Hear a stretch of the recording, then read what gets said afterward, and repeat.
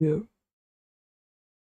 My ASMR, and it is absolutely not. I can't whisper because it just isn't working. So, this is the ASMR introduction that we're going to have today. Um,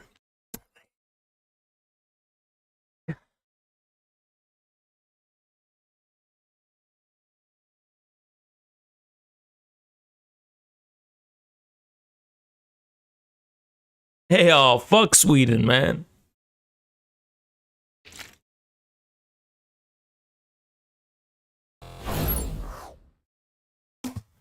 What's up, everybody?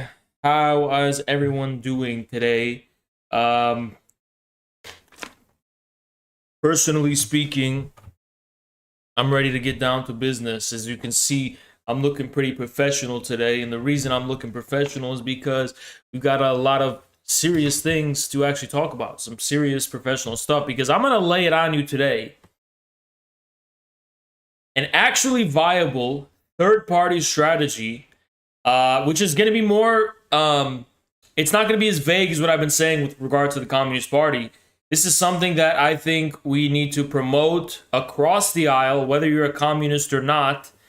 And it's going to be a big test of like whether, you're serious about actually taking on the establishment or you're comfortable with, your fucking ideological whatever bullshit, right?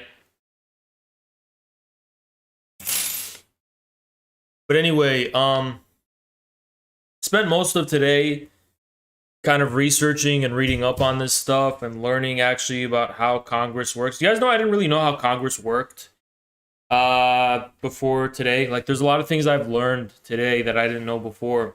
Just as far as like how Congress works, I didn't even know that, right? I did not say PCUSA, I said CPUSA, okay? So let's not talk bullshit right now, right? But anyway, in particular, I want to talk about. Yeah, so actually, I don't know if you guys are aware of this, but Caleb is going to be debating Jason Unruhe sometime soon. I'm so pumped for that. I cannot wait for that. As a viewer, I cannot wait for that. I am so pumped to see that. And it should be promoted more, right? It should be like hyped up more and promoted more because this is gonna be a great battle. It's like there's just like some leftover Jason people who are still coping about Caleb, and like I think this should be a good nail in the coffin. I really do. Also, I know you guys don't really care about Twitter, but like that's what's going on when it comes. See, one of the reasons why, by the way, that actually I want to do some self-criticism actually because this is something I also wanted to do. I've kind of started to realize that I'm kind of getting trapped in this like discourse bubble on the internet, and it's getting a little. This is why I decided to stream this today in particular. It's like it only gets to a certain point where okay, I've taken on the left. I've taken on all the leftists. I've taken on their discourse. I've taken on all that kind of shit. So it's like now what? How should we start going about things now? How should we start thinking about things now? Because I mean there is kind of a grain of truth to the risk that I've been running into. Is like, am I becoming too online? Am I becoming too poisoned by the internet and too overly online? I mean, I think in some ways that is true because there's not a lot I've really presented you guys with that's like a concrete analysis, not even just a strategy, but just analysis of domestic American politics beyond, saying let's just join the CPUSA. Let's try and take over the CPUSA and, go from there. And while I think that's the priority as far as, like, if you want to ask me what should I be doing, thank you, Lyle. _CPUSA 2036. Join the CPUSA _CPUSA 2036. Thank you so much. WPB. Thank you so much, Lyle. I appreciate you so much. But, yeah, so it's like, it's just like a question of, I think we need to. I want to start giving the stream a little more substance instead of just like this. what do you call it when you're just like this human centipede of discourse on Twitter, where it's like this person said this and they're a dumbass. Like, okay, I think most of you have gotten to the point where you agree that all these fucking people on Twitter are dumb fucks. Leftists are stupid as fuck. They don't know anything that they're talking about. So-called Marxists are talking out of their ass. They don't actually know how to apply the insights of Marx, Engels, and Lenin, and Mao, and so on and so on. They're all full of shit. They're Azovites and so on. I mean, like, and speaking of that, this is also going to be a big theme today that we're going to be talking about is like, what does it really mean for there to be a primary contradiction and a secondary contradiction, right? Because oftentimes when you don't make that distinction, let's say you decide to say that the primary contradiction is stopping the PatSocs. Well, if you don't know this, that PatSoc Moments account on Twitter, every other one of their followers is one of these like pro-Ukraine, pro-NATO people. And like, what an unprincipled piece of shit is so ass hurt about this sectarian conflict with PatSocs, even though you call yourself an anti-imperialist Maoist, that you're gonna break bread and rally around together with like the worst scum on the internet. What? Just to get one over us? I mean, that's the most important fucking thing to you, is shitting on PatSocs. It's not imperialism, right? Even if you don't like us and you find us cringe or whatever, like, shouldn't your kind of priority, is if you're a leftist right now and you're an anti-imperialist, shouldn't your priority right now be pushing back on the pro-imperialist left, which is like overwhelmingly more relevant and significant? Wouldn't that be your biggest priority? Like, why are you targeting us? Why? Because we disagree about the significance of the flag? I mean, but these people are feds, they're ops. They are Azovites. I've always said they're Azovites, and I'm not saying that for nothing. They see this as the primary contradiction, and, you know, they know they're not going to get their Maoism popular. So they're going on Twitter, spending all their time shitting on us. It's not helping your ideology. It's not helping your specific niche, right? But you are empowering the pro-NATO Azovite kind of left. Like, that's really all you're doing. You're just ennobling and empowering that shit. Because that is shit that actually can be popular and is very popular as far as like the American internet is concerned, and the youth here and all those shit libs in Europe as well. That is something that's pretty popular. Whereas your dumb Maoist, whatever fucking Baizua ML ideology, no one will ever, it's never going to gain traction. No one's going to give a fuck about that. So when you're attacking PatSocs, the only thing you're actually fucking doing is attacking like the most powerful force in the eyes of the imperialist NATO left. We are like the biggest boogeyman. We're like the most powerful enemy and opponent in this info war. As far as the info war is concerned, like, we are so much more of a threat to the pro-NATO, liberal, Azovite, whatever, those kind of liberals. We are so much more of a threat to them. We are so much more of an enemy of those people than you'll ever be. You're just some fucking woke Baizua, and you guys break bread when it comes to attacking us. You're an unprincipled piece of shit, right? And, you know, I recall Lenin talking about this, and this was like, I think it was in 1913, I think. I don't know the year exactly. But he was pretty much like, you know, we spent so much time arguing with the Mensheviks, who would accuse us of being narodnists, right? And they would accuse us of being these petty bourgeois liberals, petty bourgeois Democrats. And yet, now the Mensheviks, alongside the Narodniks, have united in this like unprincipled alliance against the Bolsheviks. And it's like, wow, you're willing to sacrifice your principles just to get one over on the person that actually poses a fucking threat to you, right? So it's just this unprincipled behavior across the board. And I know some people are like, Haas, that's rich coming from you, because you can reach out to conservatives and libertarians and all those kind of people, and you're willing to break bread with them. And you're right, I am, because I recognize that imperialism is the primary contradiction. When I say imperialism, I'm not talking about something abstract. I'm talking about like the actual establishment that exists today in the United States. That's the primary contradiction. Ideology is of secondary importance, right? It's going to be a big theme for today. And what I want to do today, in particular, did you see Hakim's video against modern Russia? Don't tell me Hakeem made a fucking anti-Russia video. Don't fucking tell me Hakeem just made a video. Holy fuck. Jesus fucking Christ. This guy's such a fed. He's such an op. Of all times. You're gonna fucking make a hit piece on Russia at this time, you piece of shit? You fucking scumbag? This is what you're gonna spend your fucking time doing, is making a hit piece on Russia when we're on the brink of World War III? Like, you unprincipled piece of shit. Fuck that guy. React to it live? I think I will later on in the stream, actually. I think I will later on in the stream. You know, I think a lot of people have this thing where it's easy to get caught up into hopelessness, where they're kind of like, oh, they were all doomed. There's not. No, you just have to have the will and tenacity to really be committed to bringing down the system.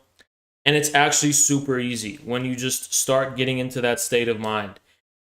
The number one problem is really ideological. It's not like a matter of resources. It's not a matter of man. It's really the fact that most of these anti-establishment people, they don't have like the ideological or spiritual clarity or strength to be able to like muster the ability to really oppose the establishment in an effective way. So they interpret that as like, oh, there's no, whoa, unto me, I'm getting blackpilled. Shut the fuck up. You're not even thinking straight in terms of like what could possibly be done here, right? In terms of bringing on the establishment. So I think one of the first relevant pieces of news I want to show you guys is that, I swear to God, I'm not doing this because I saw this. This was after, actually, that I decided to stream. This was afterwards, okay? So, actually, I'm going to show this to you first, right? So, I'm going to show you a piece of Copium by Politico, just to kind of be like an intro to this whole third-party thing and the significance and why this is a unique moment for third parties in this country. Thank you so much, Geoff Harvey. Appreciate you, man. But if you look here, opinion, you can cry if you want to, but it's not our third party. Okay, so Politico is actually reporting on the results of a recent 2024 Harvard poll, Harvard-Harris poll, which said, do you think that you would consider a moderate independent candidate for president if 2024 match was between Trump and Joe Biden?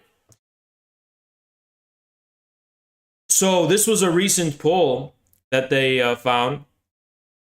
And then look at this. Now, Politico's coping about it like, oh, they're not going to actually vote. Don't pay no attention to this. Pay no attention to this poll. But they're forced to actually report that, where is it here? Where is it? It's, yeah, here. 58% of respondents said yes. Like, when polled, 58% of respondents said they would choose a third-party independent candidate when surveyed. And people are saying the atmosphere for a third party isn't there in this country. I mean, it is here. This is the moment. In today's stream, I'm going to explain to you why that is, and we're going to break down the recent history of the United States, as well as the history of this country more generally, and the origins of the two-party divide.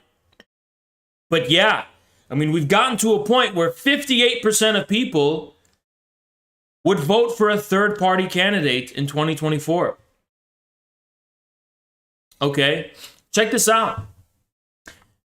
62% of US adults say parties do such a poor job representing the American people that a third party is needed. I mean, that is such a stunning result given the strength of the MAGA movement, which is the Republican, it's in the Republican Party at least, it's part of the Republican Party. I mean, and that has been the biggest channel by far of anti-establishment sentiment and fervor among the American people. But even despite that fact, you see here that 62% of US adults think the parties do a poor job of representing the American people and that a third party is needed. Okay? So while I was doing research for today's stream, not all of which I'm going to be able to present, I just wanted to get some background info for myself. Sorry. I was talking to Samira, and I was talking, I was researching other stuff, and oftentimes people don't remember the story of Ross Perot, right? And where's the thing here? Ross Perot, the father of Trump, right? So this is going to be right here. A lot of people forget the fact that we actually got very close to a third-party president in the 1990s. So Ross Perot was running as an independent, or he's running for the Reform Party. I forget which one exactly. And he was a billionaire who financed his own campaign. And that's pretty much what was able to thrust him to the national spotlight. And what ended up happening with Ross Perot is that since the debates used to be open to anyone who polled 10 to 15%, something like that, he was actually able to get on the debate stage, and he outperformed both the Democrats and the Republicans in the eye of the public to the point where he was leading in the polls. Now, what ended up happening is that he was threatened before his daughter's wedding by the Republicans. He was actually threatened that something's going to happen to his daughter or something like that. So he dropped out of the race. And after that, the Democrats and Republicans both conspired together to establish the committee. Let me see. I want to see what it's called. Committee. What is it called? The Commission on Presidential Debates. Now, supposedly, the Commission on Presidential Debates is pretty much a private organization that was the conspiracy of both the RNC and the DNC in cahoots with the major mainstream media cable outlets, right? And they worked together to make sure that they had a monopoly on the debates. So I don't know if you guys remember the Ron Paul presidential campaign as early as 2012. And there was this big controversy, like, let Ron on stage, let Ron Paul debate. And then recently there was also something similar that I remember in 2016 when it came to Gary Johnson. They wanted Gary Johnson on the debate stage, and he wasn't able to go on the debate stage. And the reason for that is because the RNC and the DNC have a monopoly on the presidential candidates that are able to engage in these debates, and third parties are entirely excluded. Third parties are not allowed to engage in debates, okay? I think this is a significant problem that somewhat calls into question the presidential strategy as far as a third party is concerned. Because usually when people consider third party strategies, they're basically talking about running a president. They're basically talking about running someone for office and kickstarting a nationwide presidential campaign. But I think one of the problems with that is that, one, you need billionaire money for that, right? If Elon Musk, I'm going to get into potential possibilities soon, right? But I'm just talking about from our perspective. When we don't have any billionaire allies or anyone who can bankroll our campaign, I think it does call into question the presidential strategy for building a third party.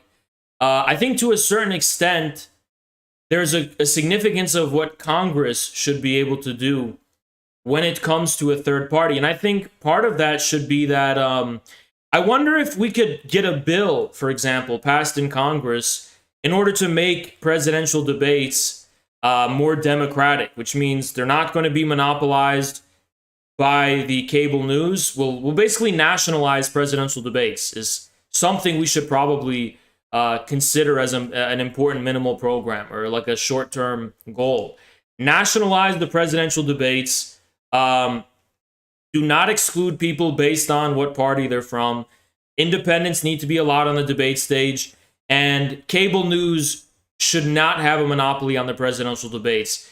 They should happen in some kind of public forum, on public, maybe PBS or something like that, some kind of public cable news platform. And then beyond that, of course, the internet and yada, yada, yada. And obviously, we probably couldn't make it illegal for the mainstream media to cover these things. I think the mainstream media's monopoly on presidential debates and the Commission for Presidential Debates, which is a private organization, I think there needs to be a nationalization of presidential debates. So that's one of the things I want you to keep in mind as some of the things we keep on the itinerary as far as what Okay, I'm gonna get into it, right? You're gonna see why I'm bringing that up. So if another problem which is the pitfall of a presidential campaign is basically that there has to be some kind of like unanimous agreement about the presidential candidate. The guy has to unite everyone across the political spectrum. It's got to unite the libertarians, leftists, the Green Party, yada, yada, yada. It's got to unite everybody, conservatives, and they have to take a stance on abortion. They have to take a stance on this. They have to take a stance on that. And it's kind of, there's so many obstacles for a third-party presidential race as far as anti-establishment forces are concerned. That's just what I think. So today, what I actually want to introduce and bring to the table is, I think there's another path to being able to build and forge a third party. I think if we kind of pay less attention, and I'm going to bring some more caveats to this, right? But I think if we pay more attention to the congressional races and the senatorial races, but in particular the congressional races, because those are the ones we have the most likelihood in getting people elected, I think what we should do, and I think this is why I think it's possible, we should form a wreckers party. Wreck the establishment. Wreckers party. What is the wreckers party? Now, it's not what it's going to be fucking called, but it's like a concept of a political strategy, right? So this is why, though, it's going to be really hard to get leftists on board with this shit, because they're a bunch of like immature babies who don't understand anything about politics. We basically create a coalition of anti-establishment but minimally popularly sympathetic people across the board. So what that means is that neo-Nazis are not going to be popular in this country ever, but also weird Maoists are also never going to be popular. So it could be the right wing or it could be the left. It doesn't actually matter. But we just need to come to this agreement that we will all back each other's campaigns, boost each other's campaigns, basically ignore our ideological differences and get people who are running for this party. Let's just all agree to a political party, run them as independents for Congress, right? And win these congressional races. And, you know, the total is probably not going to be that much. Let's say we get like 5 or 6 people and we like get our own squad into Congress, right? And they're completely ideologically different. There's libertarians, there's paleo conservatives, there's leftists, there's communists, whatever, right? We just get this broad big tent popular front going in Congress, which will have the effect of basically being a wreckers party. What does that mean? It's going to wreck the ability for Congress to actually get things done. And how will it actually do that? So typically what happens when you join Congress, when you get elected into Congress, I mean, is that you caucus with one of the two parties. Most of the time, you get assigned by the Speaker of the House, I'm going to talk about that as well, to some kind of budget committee. And your ability to pass, not simply to pass bills, but just to introduce bills to the House floor, is going to be handicapped by, like, you know, where you are in the committee, as well as whether or not, like, you worked with your fellow whatever colleagues in Congress. And if you don't do that, they're basically gonna fuck you over by never bringing any of your bills to the House floor, as well as even if you do, they're gonna reject you. So this is not a strategy for passing bills with any, like, winning over a majority of Congress. It's almost like if you thought force the vote was a form of wrecking, this is like, think of force the vote on fucking steroids and a fucking party solely dedicated to force the vote. Except instead of forcing the vote to get bills passed as a matter of public policy, like Medicare for all or something about abortion or whatever the hell else we want, we get a bill passed for two things. One is congressional and legislative reform. Now, there's been a few of these since World War II. So if you guys don't know this, before 1946, there's like a bunch of committees within Congress. And I believe, I don't know when this changed, but the Speaker of the House did not have the ability to appoint people to the committees. You actually had to, it was based on a vote, right? So in 1946, they cut all of these committees away, which actually gave rise to like long story short, there was like a bunch of these committees. And when you introduce a bill to Congress, or when you like file a bill to Congress, it gets sent to the committee that would be its jurisdiction. And that committee has a lot of power to decide whether that bill is going to be voted on in the first place. It gets consulted by federal agencies. It has all these different kinds of hearings, but it's a very arbitrary process where it's like, if they're against you politically, they're not going to fucking bring it to the floor, right? So it's a big obstacle. But when there was a bunch of these different committees that were dispersed, I think it was a lot harder to divide whether or not it's going to be brought to the House floor on partisan lines, right? Because there was a diversity of political parties. There was more of a diversity of political parties, right? I know the New Deal did change a lot, and it kind of turned the Democrats into this new privileged, it had new privileged significance in American politics. I'll concede that. But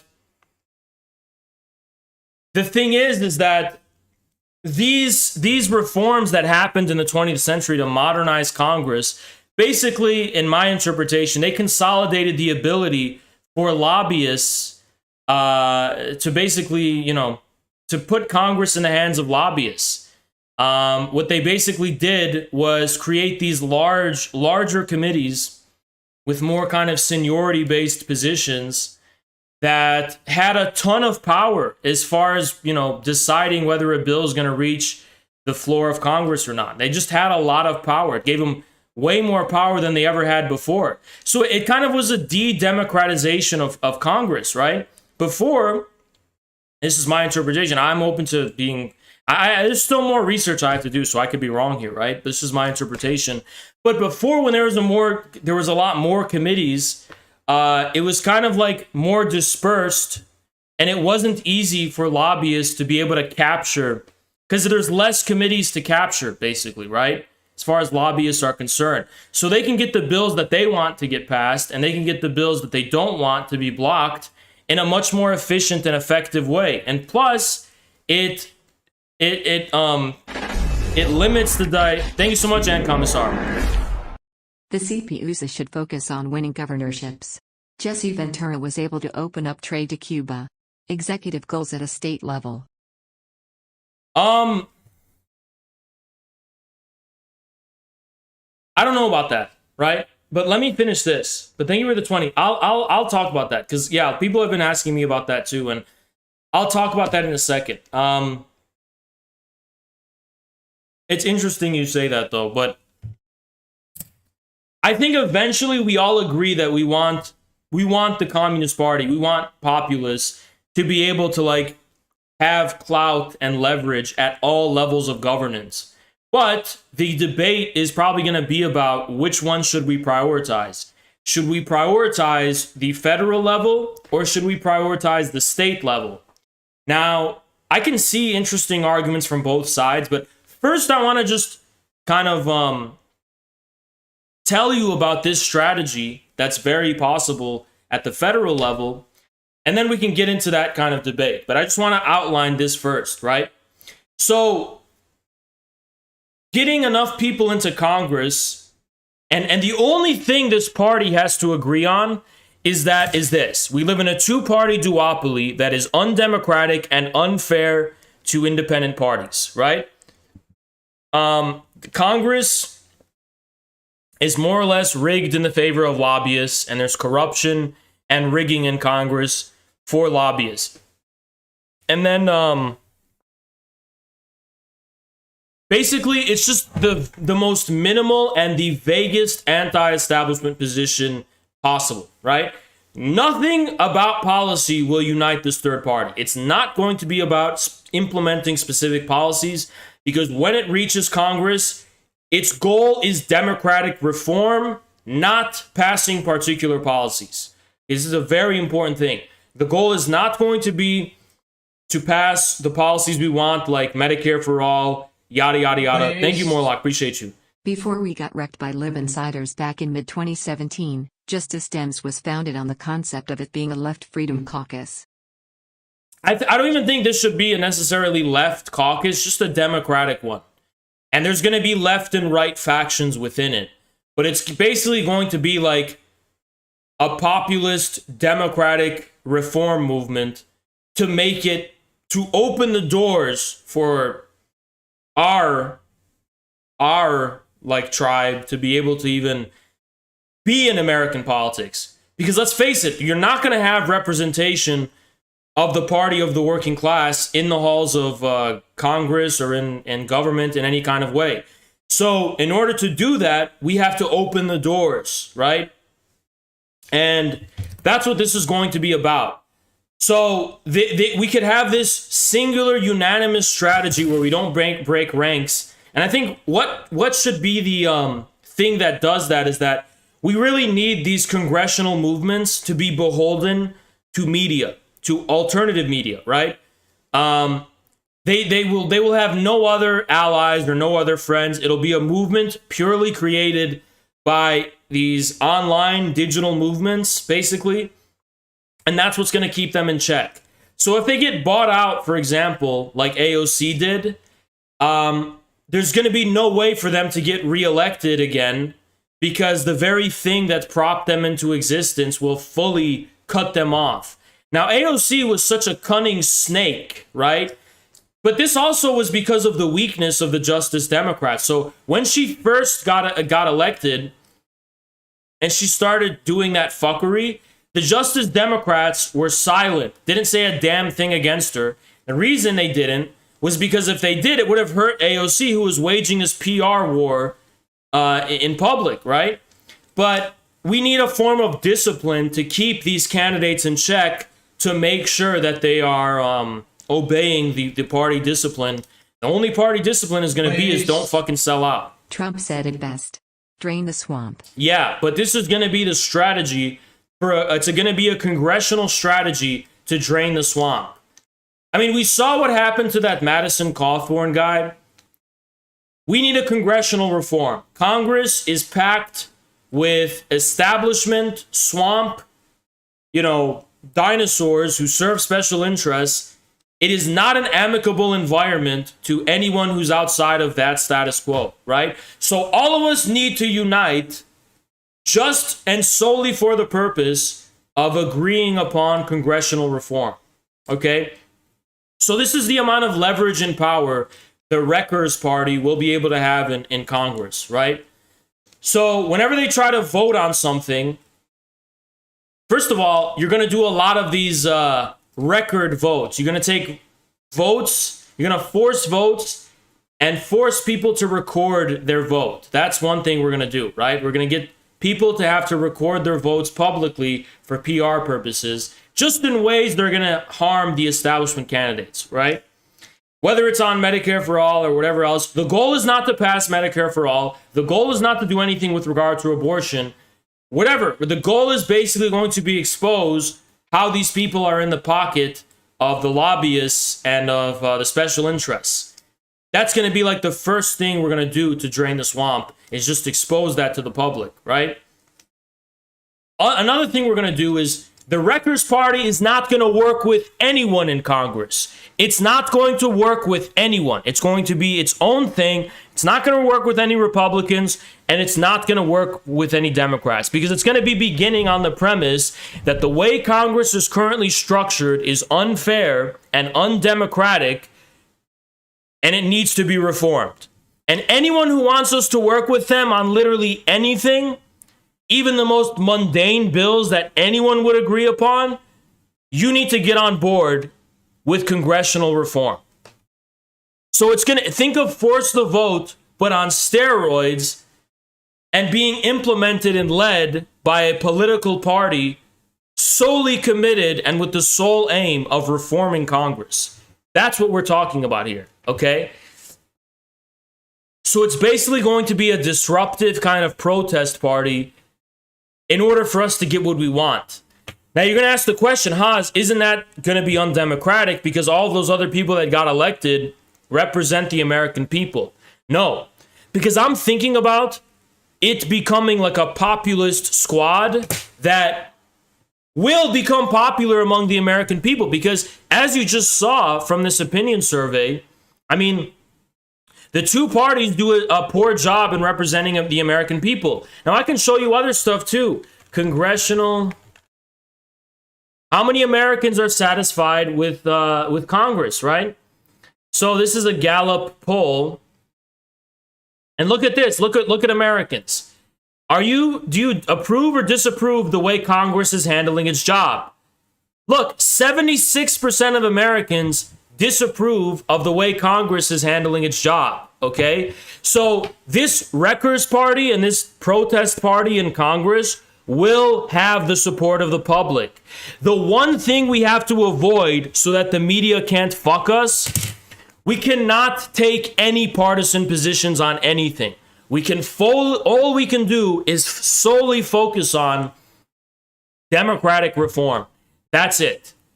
And you're gonna be like, okay, what do you want, right? Well, we'll let the politics on the ground take care of that. All of the populist forces will be able to interpret it however the fuck they want. Just like Ernesto Laclau's idea of the floating signifier, this is just going to be a floating signifier. Right-wing forces and left-wing forces will fill in the blanks on the ground with their own interpretations, right? But it's going to unite the whole country, regardless of their political affiliation, on the basis of democratic reform. Okay? And I'm not just saying that Americans don't care about particular issues and they just want democratic reform. It's just that Americans right now are polarized politically and disagree about those issues. So we need a floating signifier that can give form to all of them. You understand? So this is going to be defining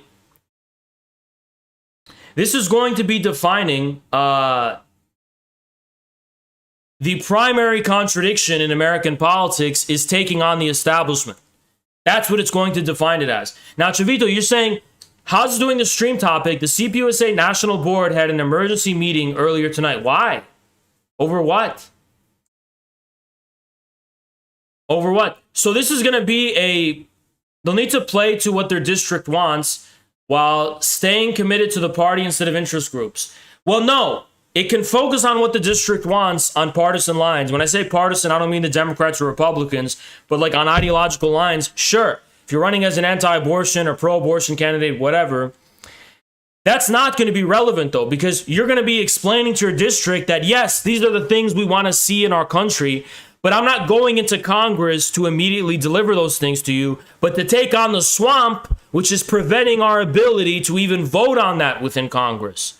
So you're going to have to be able, people in your district will be with you. As long as you're taking on the establishment, they're not going to care that you're not implementing the policies they want to see. Because if you have a materialist understanding of politics, you'll understand that nobody gives a fuck about policy.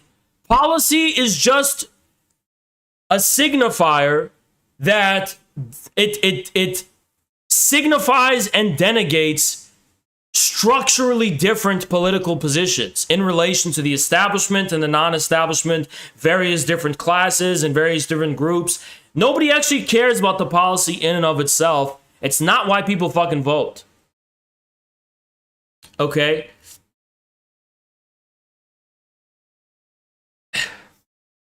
Over gun violence and how we gotta vote. Yeah, now the con game that they're running is that because of what happened in Buffalo and Uvalde, we have to vote Democrat or else you're culpable in those horrible crimes. Which is it's just fucking pathetic. You know, it's just, look, here's what I want to do, right? You know, we haven't played this card yet, but there's a way to force a divorce between the CPUSA and the Democrats, and it's basically forcing Democrats to denounce the CPUSA. Like, show the Democrats that the CPUSA is too ultra-based, specifically on China and even a little bit on Russia and stuff. And the Democrats will like fully disavow the CPUSA and be like, we don't want anything to do with the CPUSA. We're done with them. And that'll do all we need to freaking be done to divorce the CPUSA and the Democratic Party, right? Sim said good stuff about the importance of political power in running candidates. That's good. That's good. I always said Joe Sims is a good guy. I always said he's a good guy. But one of the things I think would be extremely controversial within the party right now, at least, would be this idea that we just work with people regardless of their ideology. Not based on ideology and not even just based on their willingness to work with us, but on meritocracy. Like, how effective are you in being able to actually get elected? So that's something that they tend to be really confused about. I mean, put it this way, guys. They have trouble enough as it is with us just because of the American flag shit. I mean, can you really imagine being able to convince the CPUSA right now to understand the importance of a popular front? I mean, I don't think they will, right? But that's beyond the point. Because as long as we democratically get our people elected in the CPUSA, this is an issue we can bring to the fore. And, you know, the party has the ability to come around as long as the issue, there can actually be a dialogue and debate within the party. I mean, if there's a debate about this within the party, we will win. If there's any minimum of any debate, we'll win. The problem right now is they're not platforming any debates. And if you force the question in any kind of way, they're just going to kick you out. So we just want the right to debate about this within the party, right? About the meaning of the Popular Front. You know, it's not only about the fact that Khrushchev lied, which he did, it's also about the Popular Front. Now, give me one stinking moment.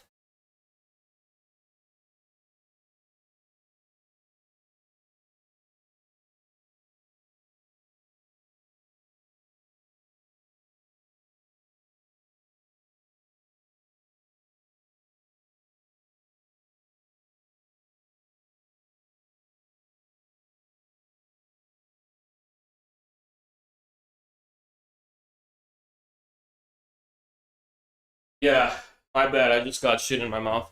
But anyway, I think this is the record strategy as far as Congress is concerned.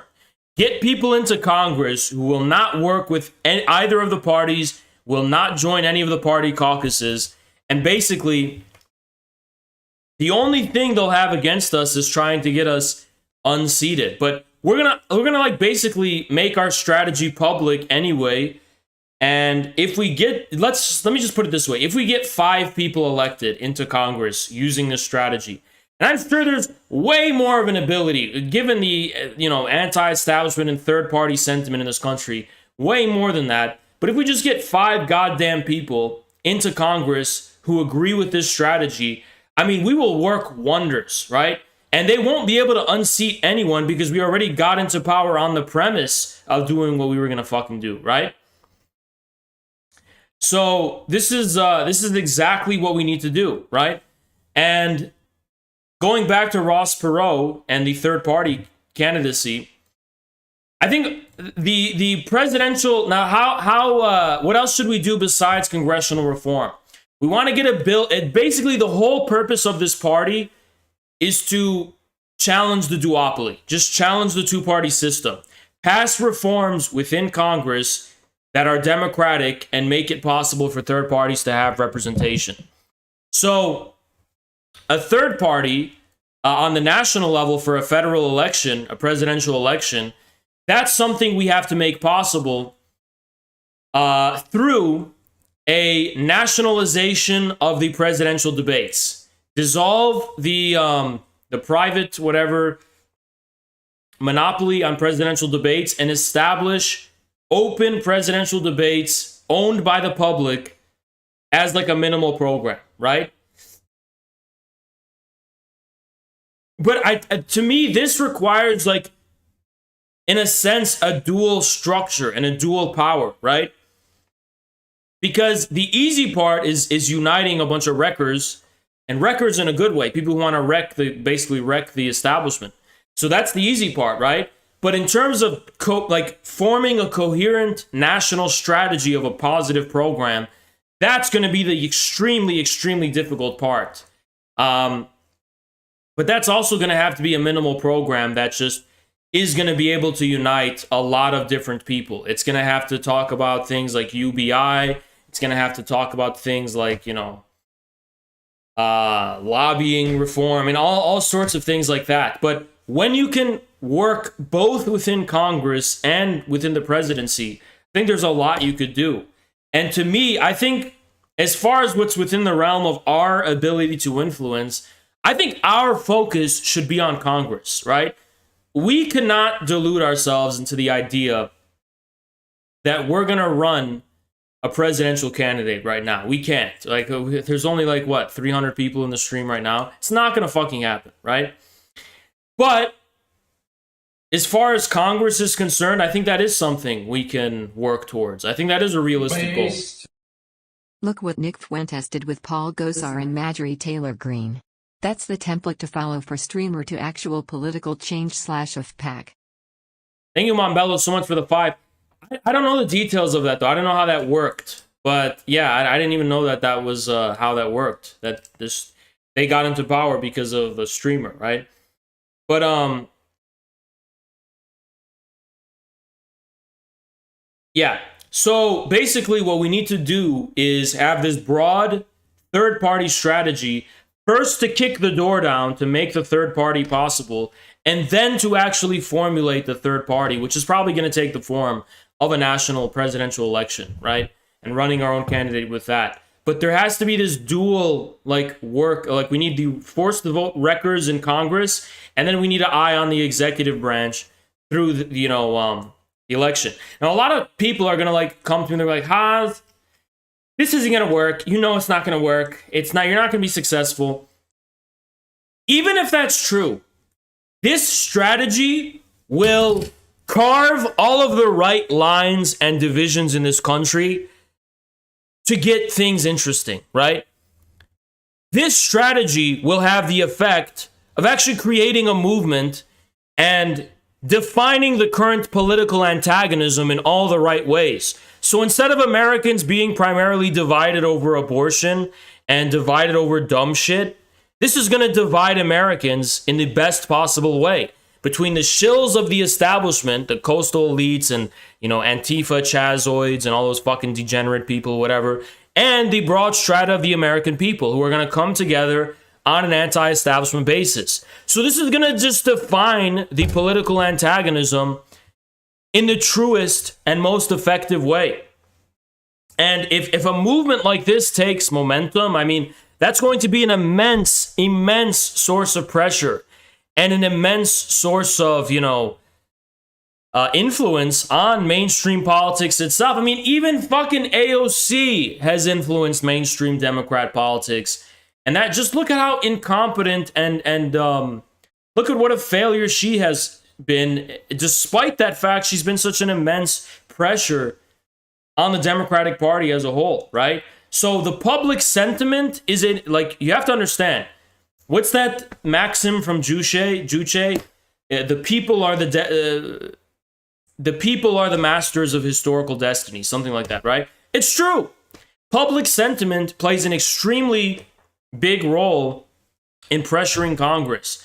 The things that are at the front and center of the national discourse, that's a huge source of pressure on Congress, right? So I think this is an effective strategy to build the backbone and skeleton of a third party, right? I think this is going to draw all the right lines in this country.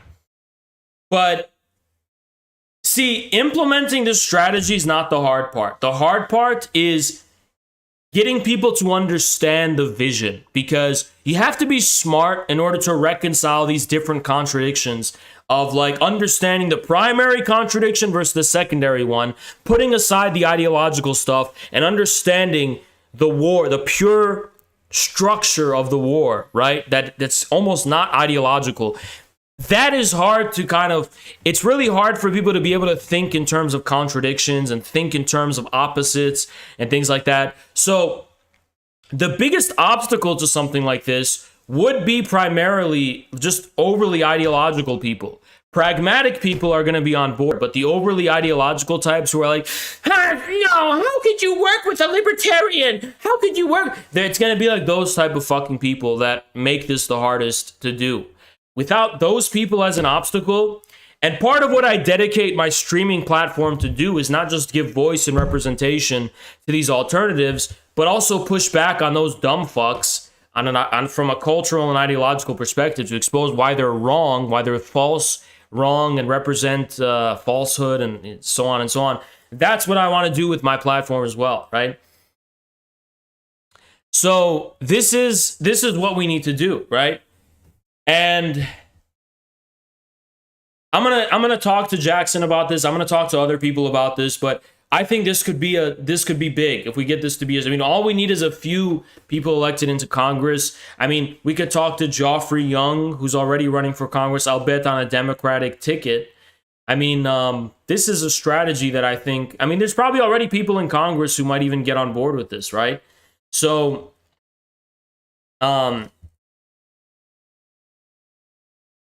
as far as, people say, Haas, what do you mean by getting communists elected into power? I think, I think this has to be done toward ends like this, right? I don't believe that the role of the Communist Party should be like, okay, this is our plan for America, elect us and we're going to implement this plan. That doesn't take into account the primary contradiction at all, or the significance of democratic reform. And it's like, you can contain all of that, sure, in your program, but if your program is going to be supercharged with a specific ideology and like, okay, we want to do this, this, this, and this because this is our principles and what we believe, that will be most effective within a broader big tent populist popular front. With Bezuo on your side, communist will fail. Absolutely, it'll fail. Yeah. It'll absolutely fail. I mean, I'm very well aware of that fact. I'm very well aware of the destructive role of Bezuo in an initiative such as this. So I'm perfectly aware of that fact. But I mean, this is why. I mean, I want you guys to think about this broadly, because while we're focusing on the Communist Party, a lot of people seem to think like, oh, Haas, you have no other plans besides that. Well, no, this can get really big if we're successful, right? And we just kind of got to get it out there and prove to people that a third party is possible. Now, if you don't want to take it from me, you don't have to, right? But I was on Twitter today, and I swear to God, this is not a coincidence. I shit you not, it's not a coincidence. This is literally just something I saw on Twitter. But Andrew Yang was trending today on Twitter because... Fuck, it got deleted. It literally got deleted, okay? It literally fucking got deleted. Okay, here it is. It's actually right here. Okay. Former presidential and NYC mayoral candidate Andrew Yang calls the two-party system dysfunctional and said it is leading us toward authoritarianism. Now, Yang is what you would call a petty bourgeois Democrat, but the whole point of the Popular Front is to work with the petty bourgeois Democrats against fascism. And it sounds to me like the petty bourgeois Democrat, Andrew Yang, is calling out the fascism of the two-party system. That's the type of person we need to ally with in a broader Popular Front, right? This is the basics of historical experience 101. Again, I'm not a Trotskyist. I don't fucking believe that the popular, I don't believe in permanent revolution or any of that dumb shit. I'm perfectly aware of the fact that it has to be a Popular Front, but these are the type of people we need to be in the Popular Front with. Now, here's the thing. This is another thing that is kind of outside of our scope a little bit, is that Yang is currently courting Elon Musk. And if he gets that Elon Musk money, then this is going to become a real thing. This third party will be a real thing on the national stage. The question is, what is the Communist Party's response to it going to be? Are they going to be against the new third party and say this is a fascist threat? Or are they going to recognize this for the opportunity that it is to get on board and thrust the communist agenda on the national stage? This is the only opportunity you're going to have to be able to do something like that. Only by proving your viability as an anti-establishment, force are you going to be able to thrust your perspective onto the national stage? When I was in your shoes, I spent the summer you're about to enter studying for the bar, which you will all pass, I'm happy to say, stress not. Joined a law firm here in New York, Davis Polk & Wardwell, was there for 5 months, as my introducer said. And then the thing is, you knew this when you invited me to speak, so I was like, I'm not gonna obfuscate. It's like everyone knows. I was in the law very briefly. So I went from unhappy law firm associate to failed entrepreneur pretty quickly. I started a .com in the first bubble, and then worked for another startup that ran out of money, and another one after that. Take your oaths. My parents told their friends I was still a lawyer for years. And during this time, I will say I did not socialize that much with my peers from law school because I was self-conscious about the fact that I wasn't making much money. And my peers who were embedded in the firm still were doing quite well. Now, I stuck with this path, and years later, I became CEO of that education company that grew to become #1 in the US and was bought by a public company when I was 34 years old. Around this time, my parents started being proud of me again. I started talking to my classmates again. Have confidence that you can do what you want and that the market will follow. So what do I mean by that? Most all of you were recruited by firms with big budgets as second years and are going to work for them, one of them after graduation. It's fine. I did it too. That's the market for people like you, people like us. But eventually you may find yourself in a position where you want to do something and the market does not exist yet. Know that if you work hard, you can create that market for yourself. If you push hard in a direction that you care deeply about and work hard enough, the market will lifelong relationships. In the talk field, in the you who experience what I'm describing right now, the better off our world will be. let me tell you something. My parents in college. Where does he talk about the two-party system? I thought he's talking about the two-party system here. That's what he went viral for. I guess not. Well, anyway, this is his party. It's called the Forward Party. It's the party Andrew Yang launched, and it's got this slogan because it's like a populist centrist party. He's basically trying to position himself as the Elon Musk, Joe Rogan party. And I don't know if Brett Weinstein is involved in it, but if Brett Weinstein is involved, then Peter Thiel is as well.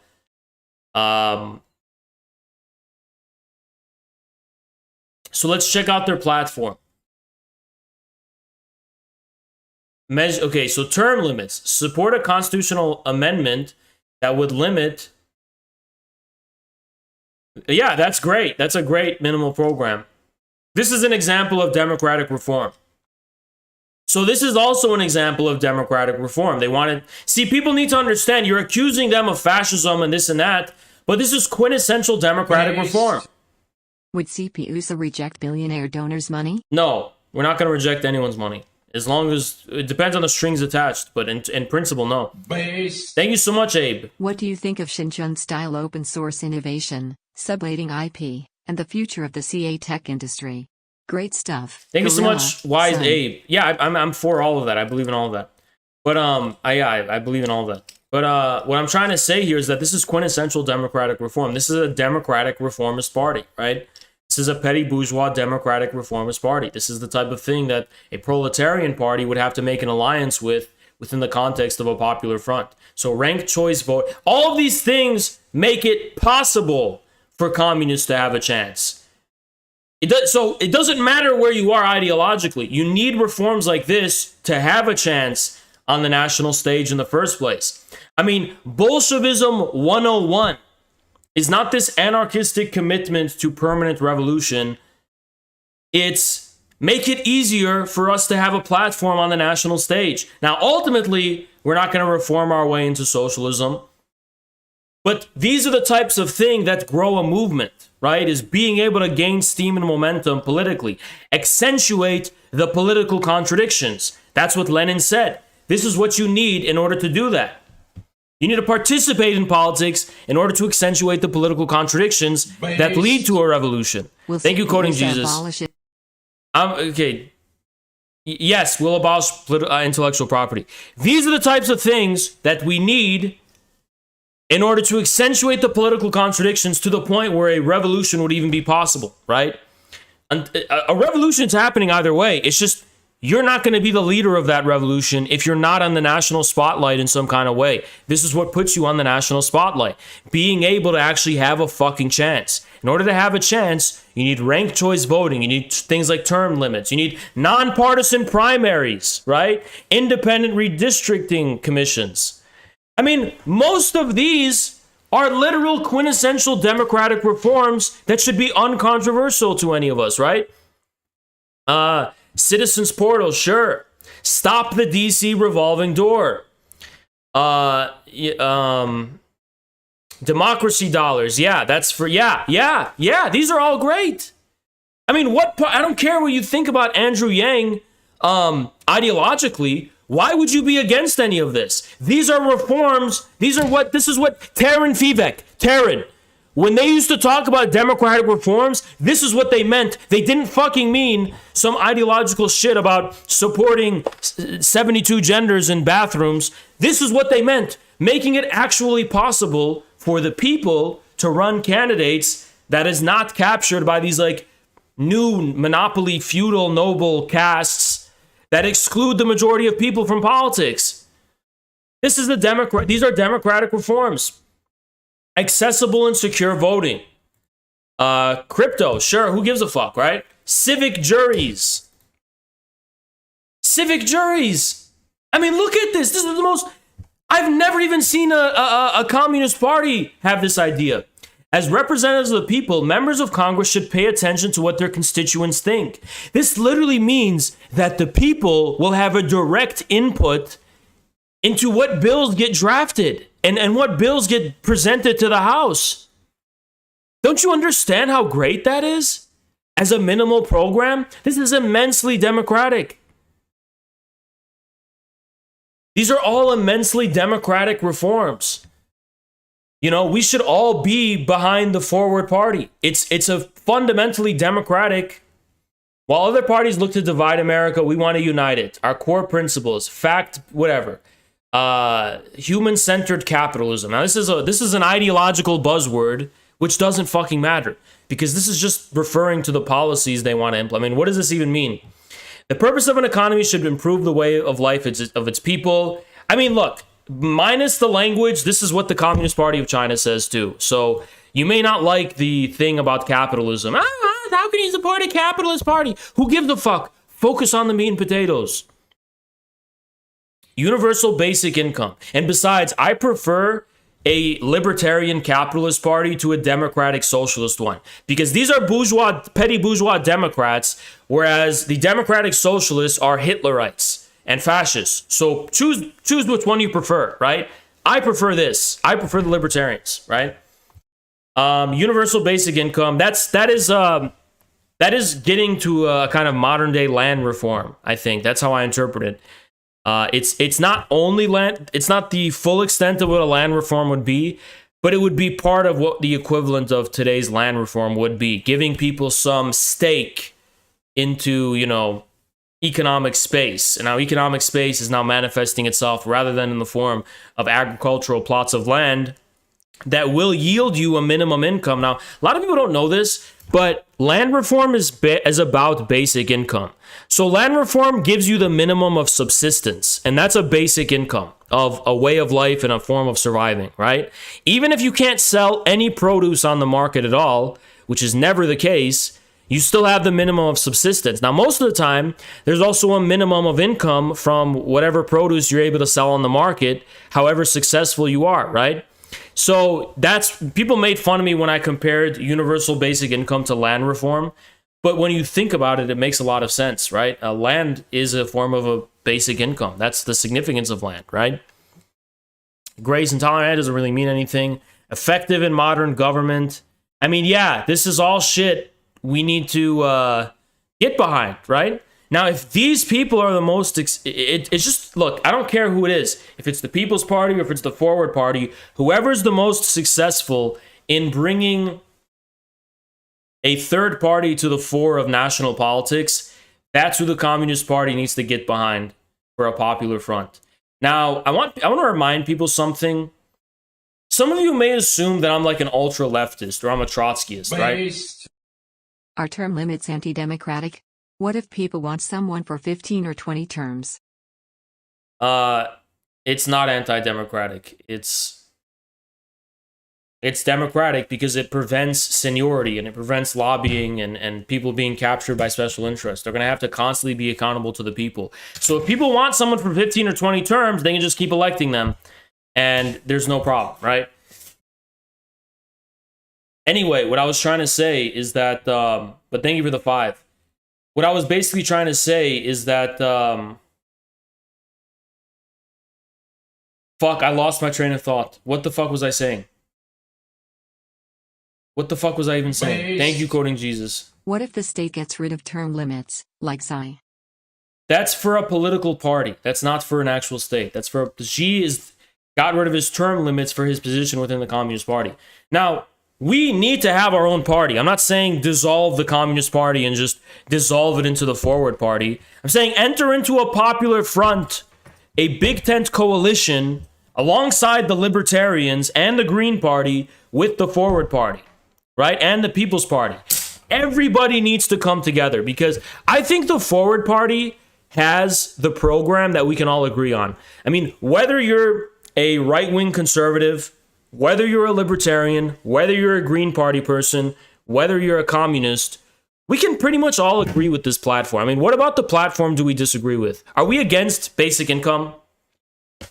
Basic income isn't enough. Okay, then push whatever else you want and become popular. But like, this is a minimum, right? We can all agree on this. Is there anything about this platform that would be controversial to us? I mean, what about this data as a property right? Okay. I think maybe the crypto stuff, right, would be unpopular.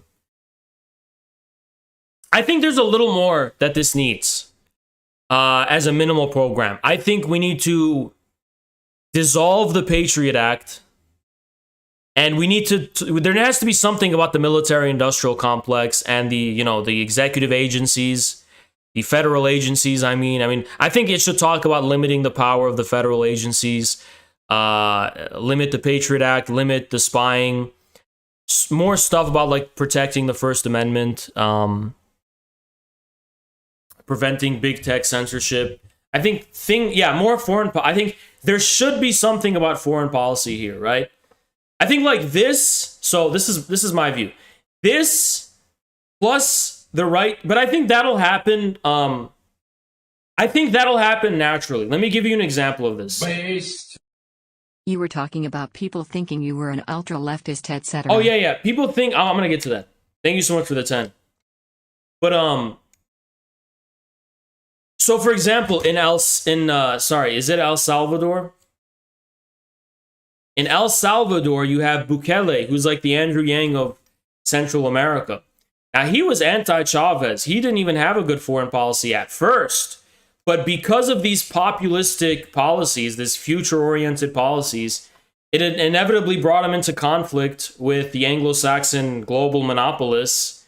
And now Bukele is making deals with China instead of the US, and he's basically positioning himself as a kind of like bourgeois anti-imperialist.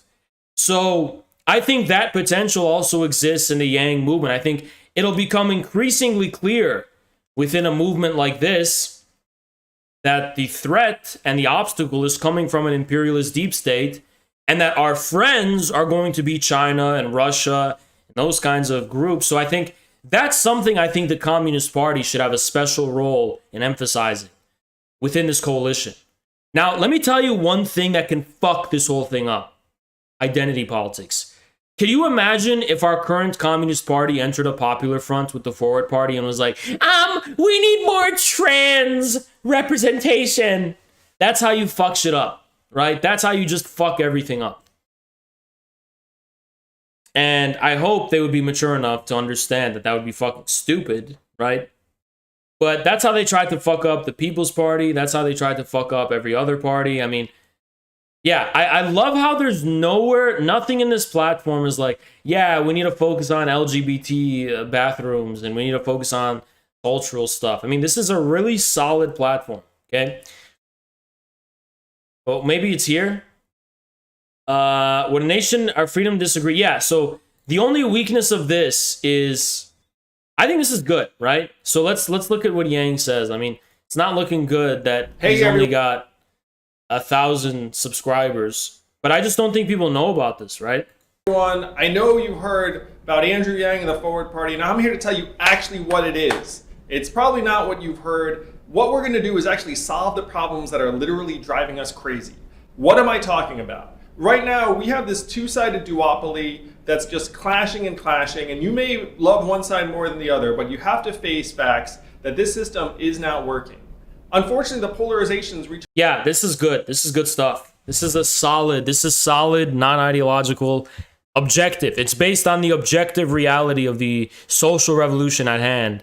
Just like anti-imperialism in China when the Japanese aren't invading China, the Communist Party isn't really focusing on, oh, guys, we need to focus on... No, they're focusing on, okay, this is an immediate primary contradiction. This is the objective reality, right?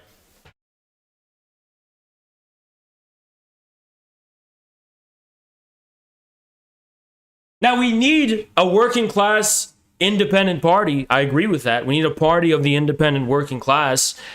But that party needs to work and have the right allies politically in order to, participate in politics in the first place.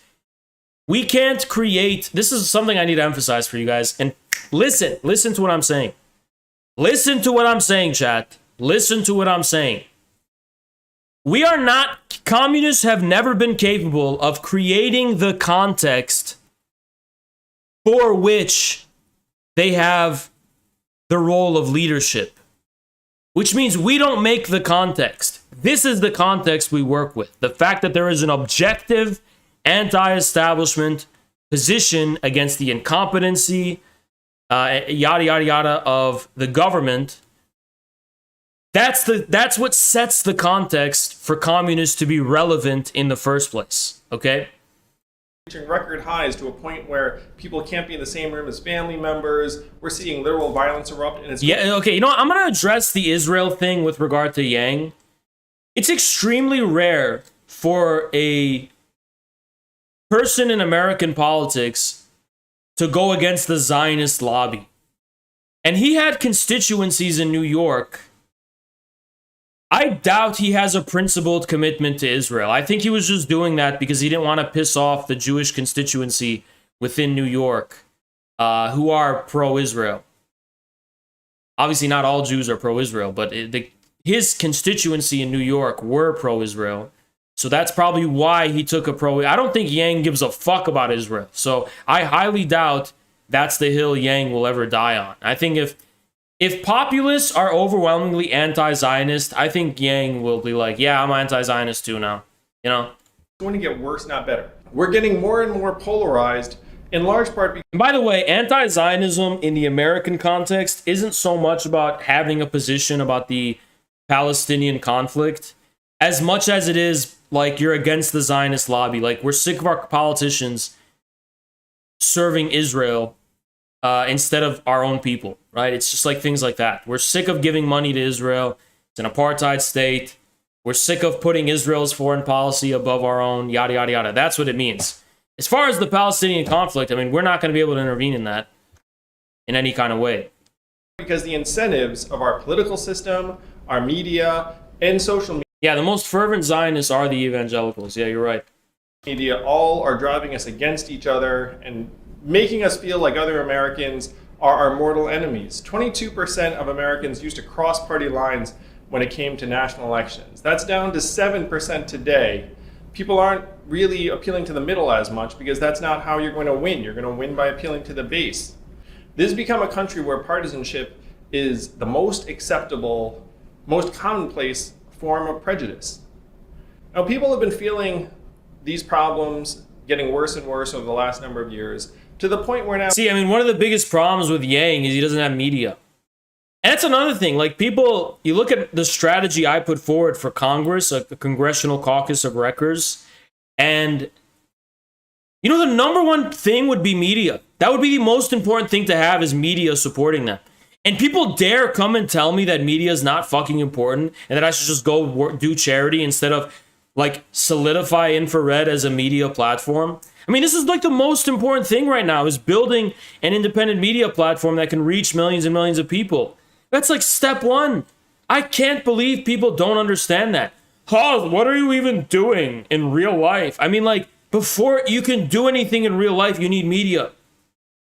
If you don't know that, you don't know anything about politics. Look what happened to Madison Cawthorn. He didn't have a media to protect him, so he just got destroyed. Now 57% of I don't trust Yang. I'm not asking you to trust him. I'm not asking you to be Yang's friend. I'm just fucking telling you to, when there's an opportunity like this, we need to take it. Like, why would you have to trust him? Americans say they want a third party. 60% say that both parties are out of touch. Right now, people who say they're independents essentially outnumber registered Democrats or Republicans. Look at that. I mean, look at that. And how many of the Republicans are just MAGA people who aren't even loyal to the Republican Party? Probably a lot. 2-1. Imagine if you were an entrepreneur and you arrived at a marketplace and there were two companies and more than 50% of people wanted a new alternative. Wouldn't you want to create that alternative? Now, why are we feeling this stuck? Again, Congress has a 28% national approval rating. What's the re-election rate for individual members of Congress? 92%. Look at that. Think about that for a second. Look at that, guys. This is an objective contradiction, okay? 3 out of 4 Americans don't like what Congress is doing, but more than 9 out of 10 are going to be set up to win re-election again and again. And the reason for that is we have structural incentives, and this is where the math comes in, where right now 83% of congressional districts are safely Democratic or safely Republican. So if you are a member of Congress, hold on, look at that. That's actually an important statistic. Look at this. Okay, so you see these this 17%, that's our 17%. That's our 17% and more. So if you are a member of Congress, your big concern is not trying to win a general election. It's to win a primary and avoid getting challenged in the primary.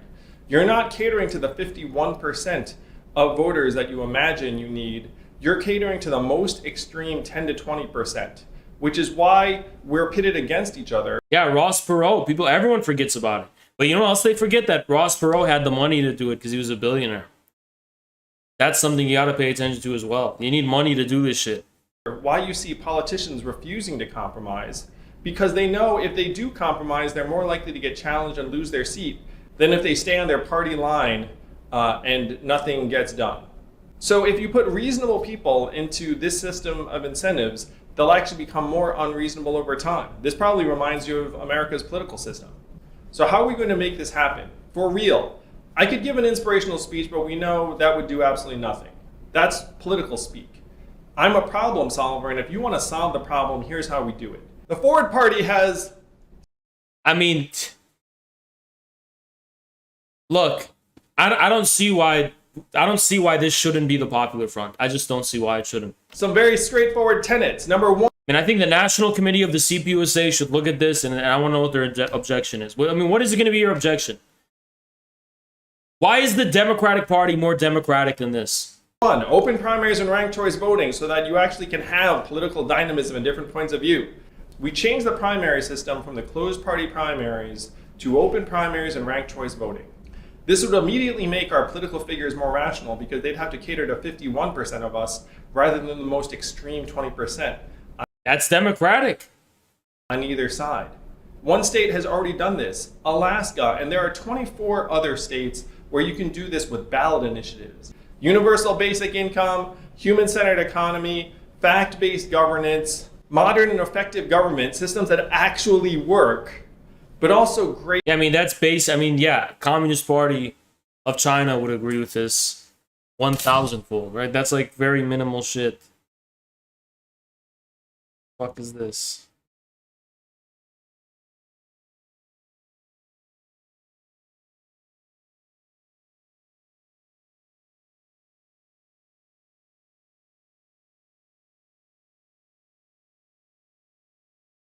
I don't know what the fuck is going on here.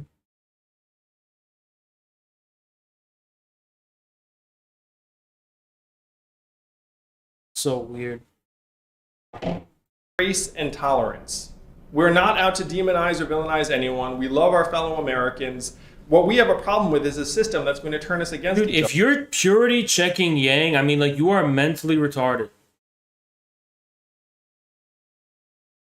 Oh god, people just want to be losers. I don't fucking know what it is. People are just so fucking stupid.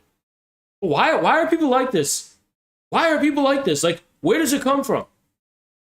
Where does this wrecker shit come from? They just want to fuck everything up. Can we abolish the capital gains tax? Stocks. Probably not. Thank you, Coding Jesus. Probably not. Probably have a basic dividend. Because that's an economy based on speculation is not. That's fucking parasitical, right? But whatever. It's not for me to decide. It's for the people to decide. But it's like, God, I just hate these bitter fucking people. It's like, I'm a guy who sees possibilities opening up everywhere. But a lot of people are content with where they already are, so they're just like, no. I don't think I can. Like, there's two types of people in this world. I swear there are. There's two types of leftists. Jason Unruhe or Caleb. Caleb Maupin. That's a guy who sees opportunities everywhere and he takes them, right? But Jason Unruhe is a guy who wears his clown costume and he's just like, the trackers and can't, no.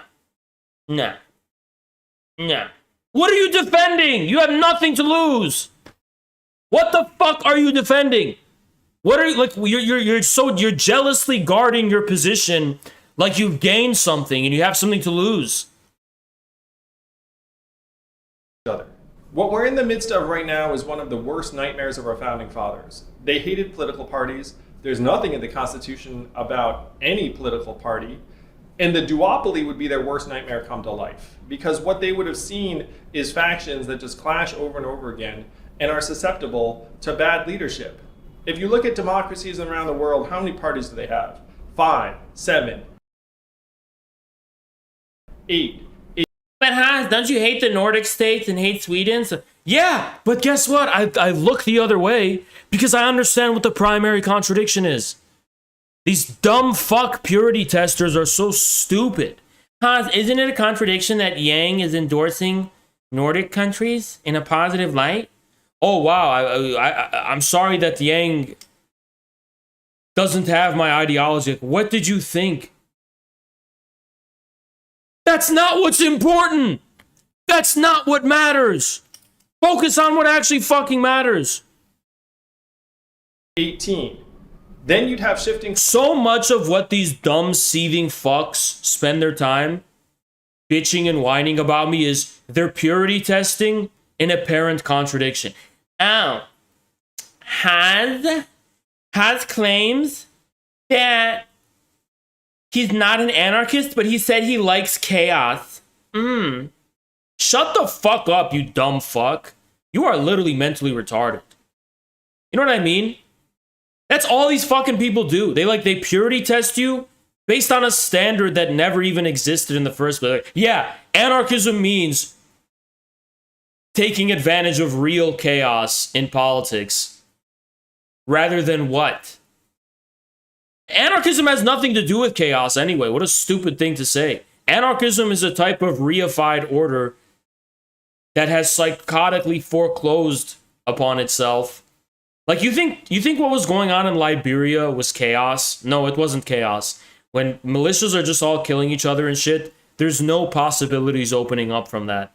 It's just a crumbling political order foreclosing upon itself. It's not real chaos. Real chaos means indeterminate possibilities. So what a stupid fuck. It's like, the fact that I have to explain, these people are so fucking stupid. Like, what's some other shit? I can't believe Haas is supporting Andrew Yang, even though Andrew Yang doesn't ideologically align with Haas. Oh, yeah, it's almost like ideology isn't the essence of politics on a material level. Huh? It's almost like it's not. It's almost like political strategy isn't about ideology, but class struggle. You ever thought of that, you dumb fuck? And it's almost like class struggle, by the way, isn't reducible to the ideas of class struggle. Like Trump, the MAGA movement is largely a working class movement, okay? Or it was at least. I think it still is. That doesn't mean they're like conscious of being a class struggle, you know? So many people make that confusion of like mistaking those two things. They're like, oh, the MAGA movement, that must be some kind of it's like this is just idealism. They think that you have to have the ideology of class struggle for a class struggle to exert its material significance. People would come together and need to get things done. And yeah, Hans, Andrew Yang doesn't uphold Marxist theory of value. Hans, Andrew Yang doesn't like big booty bitches. Hans, Andrew Yang doesn't dress like how you... Shut the fuck up, you dumb fuck. You're literally fucking stupid. by the way, I can't believe Hans is supporting capitalists! You are a bird brain dumb fuck. Your mind is stupid. You're a bird brain empty-headed dumb fuck who is not able to actually think about politics outside of these cardboard box internet ideologies that you got. You don't even know what you're fucking talking about. You think capitalism is a fucking ideology rather than a real totality and real fucking system. You stupid fuck. You're a dumbass.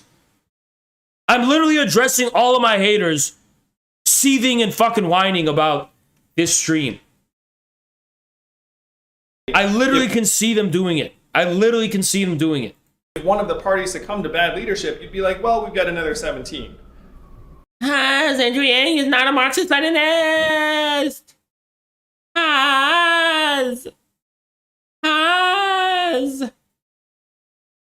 Shut up! You're so fucking annoying. You're so stupid. Stop! I hate these.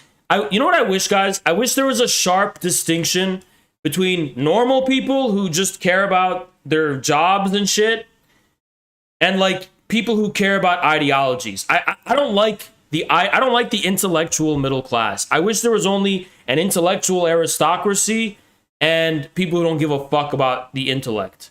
I hate these dumb fucks who just meander in between. Like, but what about what Marx said? You're a dumbass. Because it's like you have to be at the elite level to synthesize what Marx said and actually understand what he meant.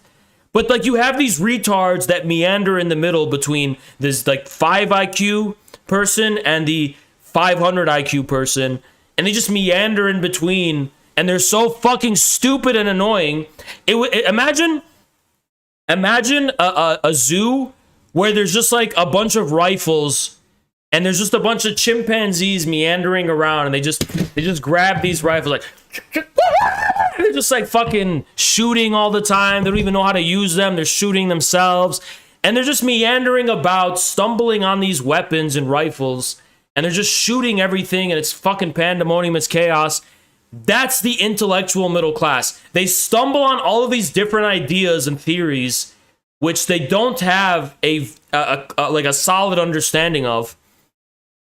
And so they basically very lazily synthesize them, just like a chimpanzee handling a rifle. And it leads to a lot of destructive confusion, right?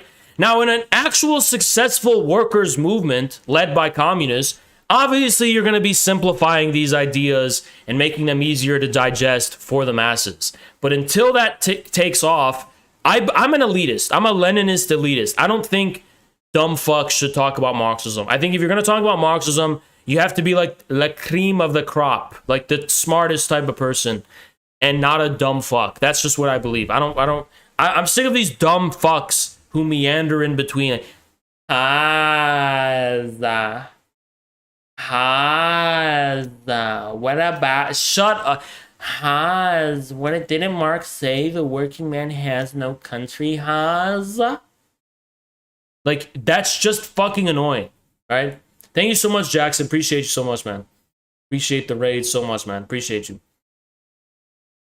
We're talking right now about a viable third-party strategy for this country. And the way that I've been presenting it is that as far as what we can do, we should probably focus more on Congress while, hoping the best for the forward party in these presidential runs. Nobody pays attention to Congress and how much damage somebody who's committed could do to the system through Congress. It could be like a political party forced to vote on steroids for congressional reform and passing bills which will basically make presidential debates something that has to be publicly owned in the first place, so that they actually have to bring third-party candidates onto the national stage for the presidential debates. So that's what I believe in, right? So yeah. That's how you make a strong system that's actually responsive to the needs of our time. This duopoly is going to kill us. We can. So Andrew Yang, he's running the Forward Party, and the Democrats are after him, calling him a Republican and shit. But I think this is cool. I think this is the most principled thing that Andrew Yang's ever done. He's run a third party. All tell. It's one of the reasons why so many people have checked out of politics. But what I'm asking is the people who are sick of it to come together and Thank you, MJ. Appreciate the gifted. Appreciate you, man. Solve the problem with me, with us. Yeah, Jimmy Dore for president. I agree with that. But Andrew Yang has a really good platform. I think this is a winning platform. That is the Forward Party. It's an inclusive movement. You can be a registered Democrat, Republican, Independent. And it's meant to be. Like, it's meant to be a good platform that's ideologically neutral. And it's the bare bones of democratic reform, which is something we should be involved with in a popular front. Forward Democrats, welcome. Forward Republicans, welcome. Forward Independents. Let's get it done. And let's make it so that we can actually feel good about ourselves, our country, our family members, and our future. It's not going to fix itself. I hope he wouldn't be like Macron. Didn't Macron run as a centrist populist? The thing with that is that Macron's party was a split from one of the major parties, first of all. And it started out with institutional backing. So that's how it started. And also, French politics have always been different. France was never a duopoly. So he would not be like Macron. Okay, Macron was nothing like this. He would be more like Najib Bukele in El Salvador. But he'd be even better than that, because Bukele is a very imperial statesman, whereas Yang is kind of just opening the doors for other political alternatives. The system won't allow it. It's the system itself that needs to change, and we can change it together. So there you go. I mean, that's pretty solid. I think that's pretty solid. I think he's got a solid thing going on. So Andrew Yang on the creation of the... I'm not going to watch this one. So this is Axios running an article. The prospect of his new political party being called a spoiler doesn't seem to bother Andrew Yang. The big picture. The former presidential candidate, who launched the Forward Party late last year after leaving the Democratic Party, told Axios in an interview that his effort reflects a need for the nation to evolve to a dynamic, more representative multi-party system.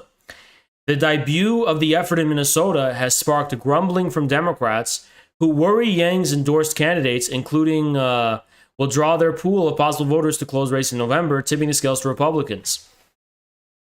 So why I respect, look, my like extent of respect is, like, if you're willing to go against the Democrats, I respect you.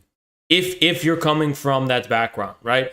If you're willing to like take votes from the Democrats, and you're actually a ballsy guy who's taking risks, right? That's why Yang earned my respect. I never used to respect him because I just thought he was a Democrat and I didn't trust him enough to actually have the balls to do anything. This third party shit is extremely telling, right? This is pretty radical. This is something I can definitely get behind. There's nothing wrong with spoilage, okay? Spoilage is great when the system is and I can't say it on YouTube, I don't think, but yeah, when there's a problem with the system, there's nothing wrong with spoilage, because spoilage is a tool for reforming the system, not just specifically getting your policies passed, but reforming the system to make it possible to get policies you want passed. Yang said he's giving voters more choices beyond the creaking duopoly. He questioned the knee-jerk assumption. Yeah, this is great. This is great stuff. Good for him. You know, this is great stuff. So he's already doing it in Minnesota, and this is the type. Again, this is the type of popular front we need to be involved with. And everyone, by the way, like the stream. Everyone like the stream. Where you're going to hell. Anyway, look at this. Independents unite. So I don't care what his long-term goals really are. I think this is enough, if you ask me, to impress me to the point where it's like, okay, this guy's serious about something. He's serious about political change. He's serious about being anti-establishment and taking on the Democrats. He's got my ear, you know? Fuck. Holy shit. Also, I remember, and also this is the stuff regarding Bitcoin and crypto that he's talking about. So why is crypto significant? After this, guys, I totally forgot the Patreon. Fuck. You guys want me to read the Patreon questions on stream today, or do you want me to just release them tomorrow? Because I could just read them on stream today. So if you're a Patreon member, one's in the chat. If you want me to read the Patreon tonight, you're in show queue. Okay, I'll just bring you on show queue. Jackson. What's up, Jackson? Yo, How you doing, man? I disagree with you about Yang's third party Why? because Raise your mic volume if you can. okay, 1 second.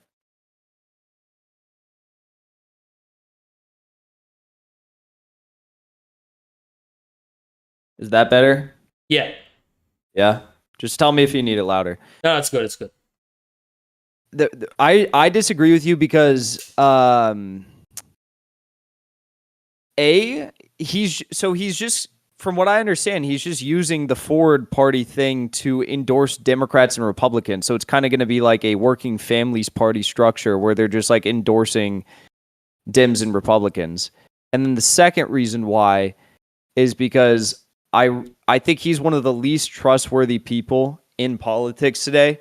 I mean, you remember everything he did with, like, when he said he supported universal health care and he was lying about that, and then all his stuff with Israel. He's just terrible. I think this is more of a recognition that 62% of Americans want a third party, and he's trying to act as the head fake to coalesce that support into something that's going to be co-opted. Yeah, but didn't he in Minnesota support a forward party candidate who's not a Democrat? I'm not aware of that. Yeah, let me find it again. I was just looking at it. Even if that's the case, though, how easy would it be to find one or a few random people to do this? He's supporting solely as an entire it sparked grumblings from the Democrats who worry his candidates will draw their pool of possible voters, tipping it to Republicans. So it's like, this is why I think he's walking the walk, because he's actually doing it. I don't think so. I think in addition to what I said, I mean, if I am correct, if this is some sort of a grand plan to recognize that, like, hey, this is a thing that we should probably address, don't you think that you would simultaneously plant the fake stories of disgruntled Democrats saying, like, oh, this guy's really a threat? Let me tell you the truth. Yang's forward party, you know who he's courting, right? No. Are you watching the stream right now? Yeah. Yeah, okay. I'm going to show you something after that, but he's courting Elon Musk. Elon Musk talked about how he wants a third party, and he's going to get that money. If he gets that billionaire money, I mean, this could actually happen.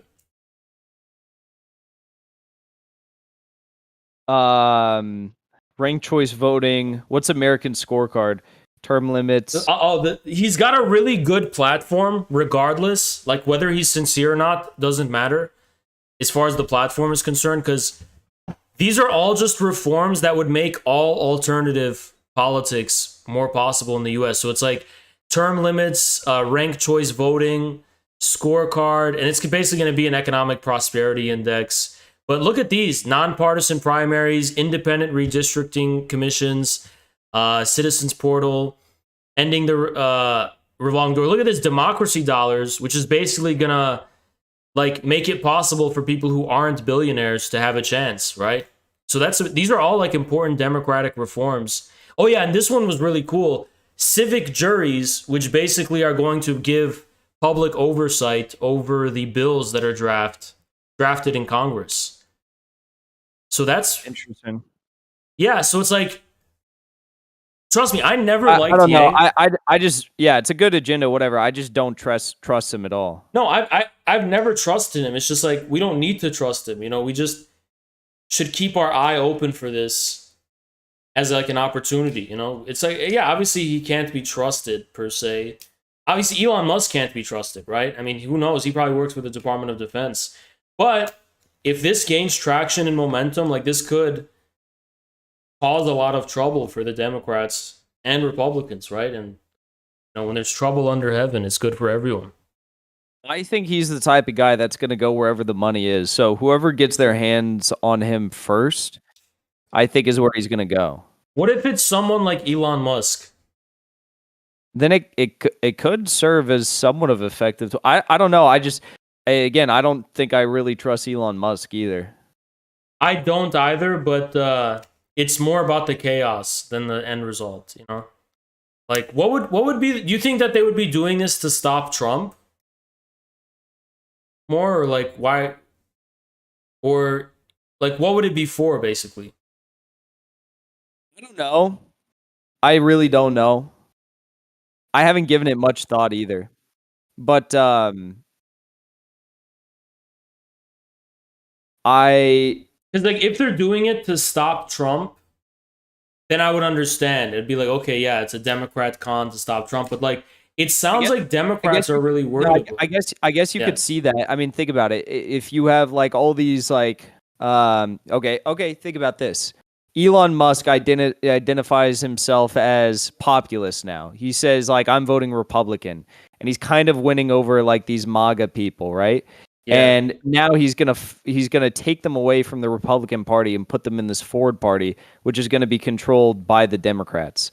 In actuality, like yeah, it could be something like that. I don't know. Yeah, I mean that's not really something I thought of, but I'll just keep my eye on it because I haven't seen that so far. I really think he's kind of like that Najib Bukele guy in El Salvador. Like he's big on the crypto and I don't know. Don't you think that the Democrats are increasingly being taken over by like the progressive wing in terms of like what defines their ideology?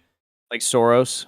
Yeah, and I think those guys are not pragmatic where like, oh yeah, we'll work with Andrew Yang to take on the Republicans. I think those guys are very ideological and they hate Andrew Yang. I think those people have their I think that yeah, there are ideological ones, but then there's like the deep state aligned ones that still care about protecting stuff from Trump, the system from Trump. Well, and they dip their toes in both ponds. This is something I covered before, but you know, it looks to me like the deep state is actually divided. It seems like there's the Department of Defense wing, which there's elements there, specifically with the privatized military, you know, with Peter Thiel and Eric Price with Blackwater and those guys. Those guys seem to be more pro-Trump. And then it's the CIA and the State Department that seem like they're more Democrat. So I feel like there's 100%. 100%. Yeah, I feel like Yang is a systems theory guy. That's why he's working off. Yeah, I feel like there's a division. Thank you, Chris Morlock, so much. And I'll read your super chat afterwards. But yeah, I feel like when we're talking about the deep state, I personally, okay, you want to know my opinion? I think there's a high likelihood that Peter Thiel and Elon Musk are working for certain factions of not only the deep state, but I mean, if you go with Ben, and he's got some weird ties to Europe and, you know, some old European families. So, I mean, who knows how far it goes, right? But I think divisions within the ruling class have been the source of the necessary chaos that the right people could take advantage of to have political change. Yeah. I think that if you look at what you said about the State Department versus the DoD, the Pentagon and most of the top generals, like top military brass, side with Trump, and they feel like he was deceived by like Bolton and Pompeo. But that's why I always call like AOC and them, I call them State Department socialists, because they Yeah. are calling on a defunding of the Pentagon, but they are simultaneously voting to increase funding for the State Department.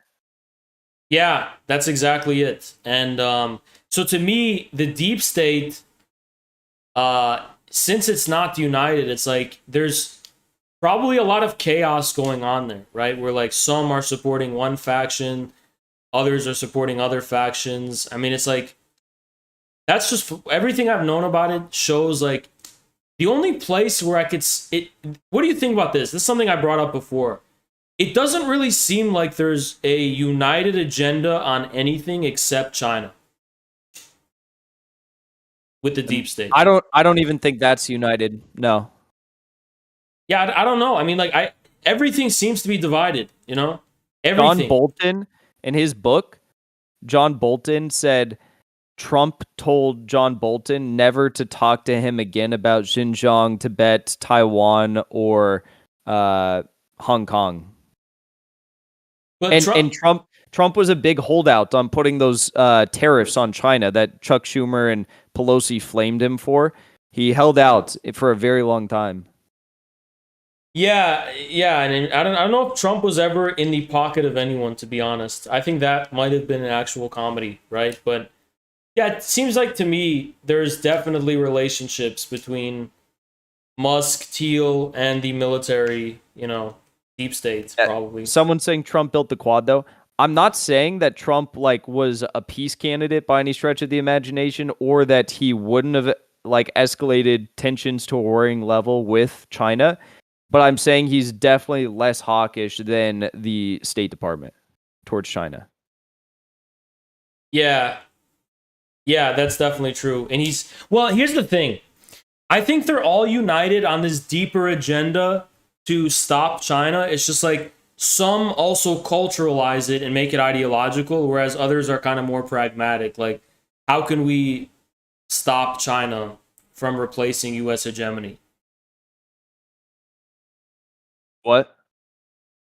Like, some are more pragmatic about it, where they don't really care about the human rights or the ideological stuff, and others kind of turn it into a form of soft power politics, where they're like Xinjiang and Hong Kong and all this shit. And Trump doesn't care about any of that, but it did seem like Trump was definitely like trying to compete with China, right? And yeah.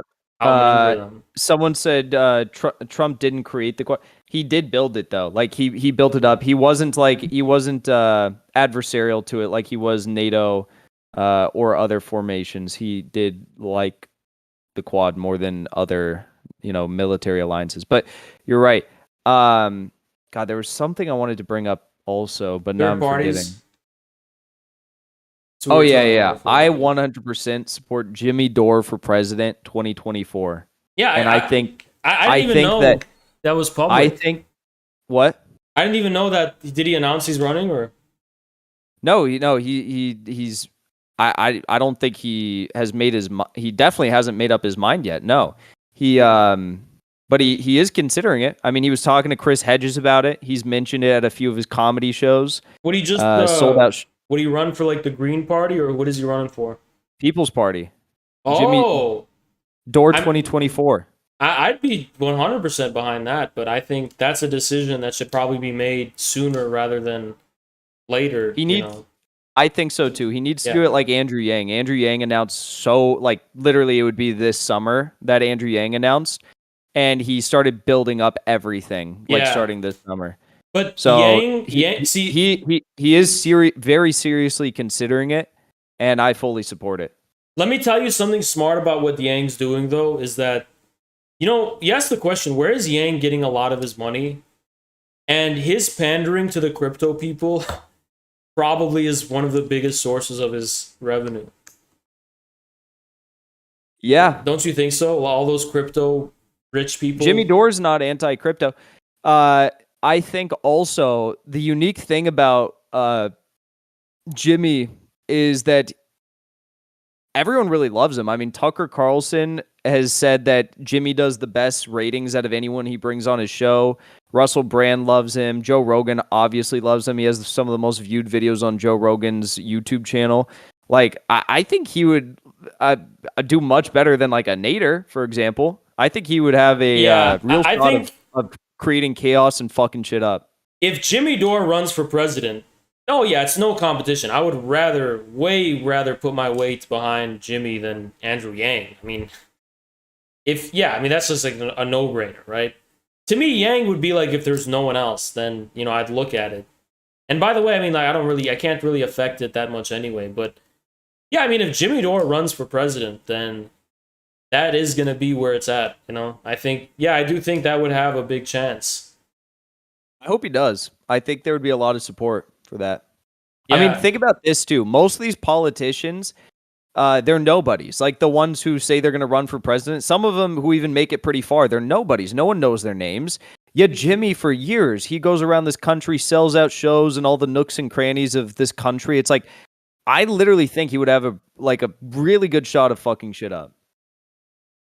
Yeah, I do too. I just think it's going to be expensive, So it's like that finance, because the way we have it now is it's like Ross Perot had to be a billionaire, but I think if the right people get the message out, I think it's very possible for it to, cause a pandemonium.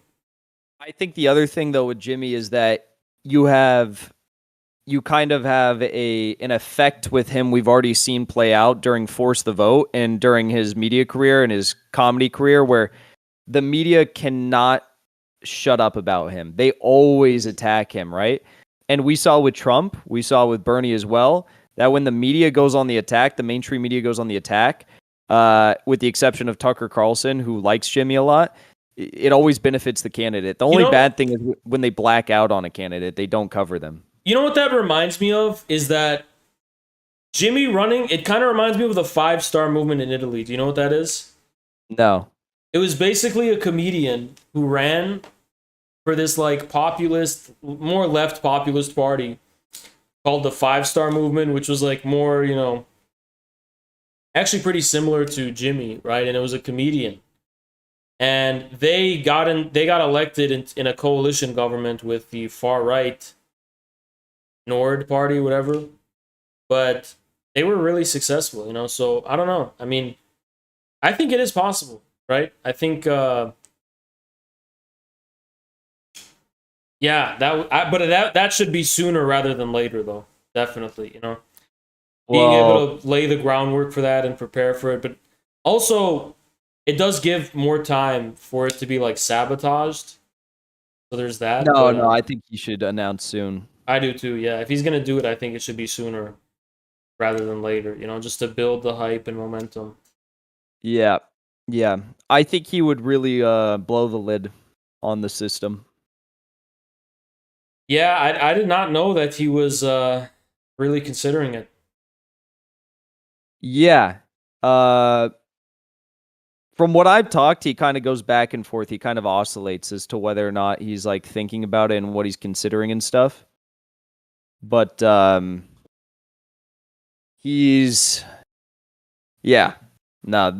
this week, I don't think he's going to have a decision this week or anything like that. But this week, he's very seriously considering, and he's talking with people. This week announcing. No. Oh. No, I said he's not announcing.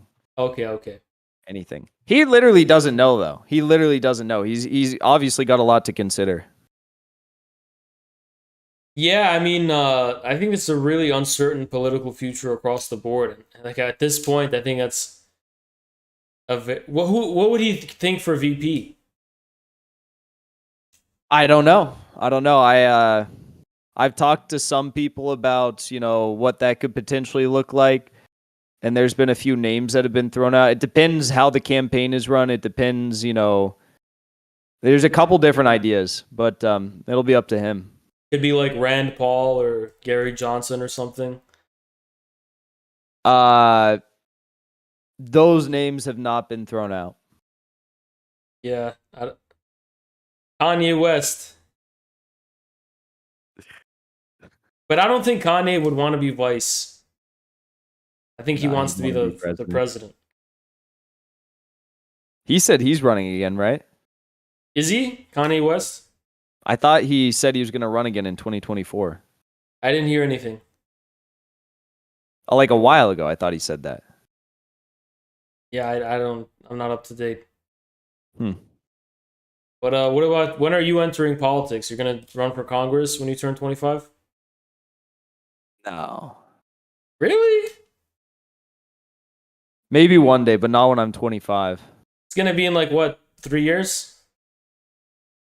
Yeah, I'm 22. Yeah, 3 years. Yeah, of course you will. Not when I'm 25.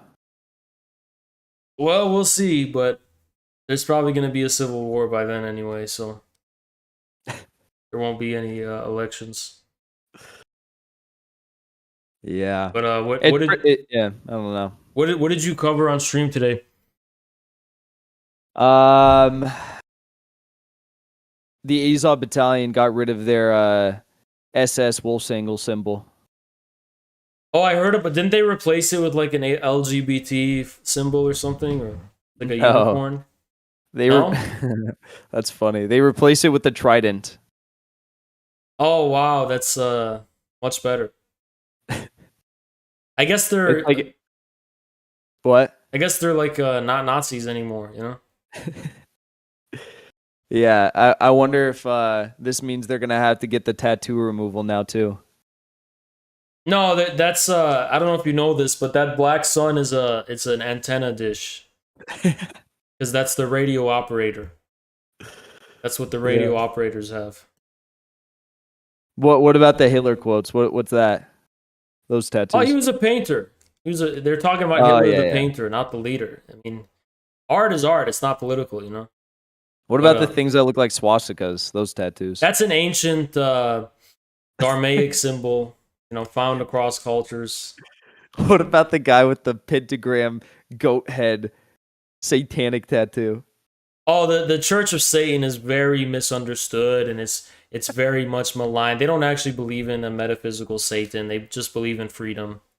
Bro, do you remember that girl, Mafia Jinx? You know, she like is a Satanist. Is she actually? Yes. She's like, yeah, it's misunderstood. Being a Satanist is misunderstood. I forgot about her. What happened to her? She's in the satanic hell pit of Twitch. Bro, fucking Twitch is really not gonna unban us ever. No, I applied for unban and they said no. Yeah, same. I wrote a big essay like telling them, how the fuck can you ban? Why did they say? First of all, they said there was something in your profile, which I'm sure was like an emote or something, and then I got banned for off-platform behavior, which is like, what? I said this is the dumbest thing I've ever seen in my life. Unban me. I'm not misinformation. I said debate me if it's misinformation. That's literally it. But yeah, it's just a matter if it spreads or not. But harmful misinformation actor. I think when this is over and it turns out everyone was wrong. I mean, it's already happening. But if it turns out everyone was wrong and we were right, like Russia just wins and whatever, like, what then? Do we just get unbanned, or will they admit they were wrong, or what's going to happen? I think when Russia wins, we should formally and very publicly submit a request and say, look, it's okay you were wrong. I'm not even asking you to apologize, but just let us back on. That's literally exactly what I was thinking. But I don't know if I would never be partnered again on Twitch. I just hate having the door shut on me. Like, I'm not going to open the door. I probably won't even stream there.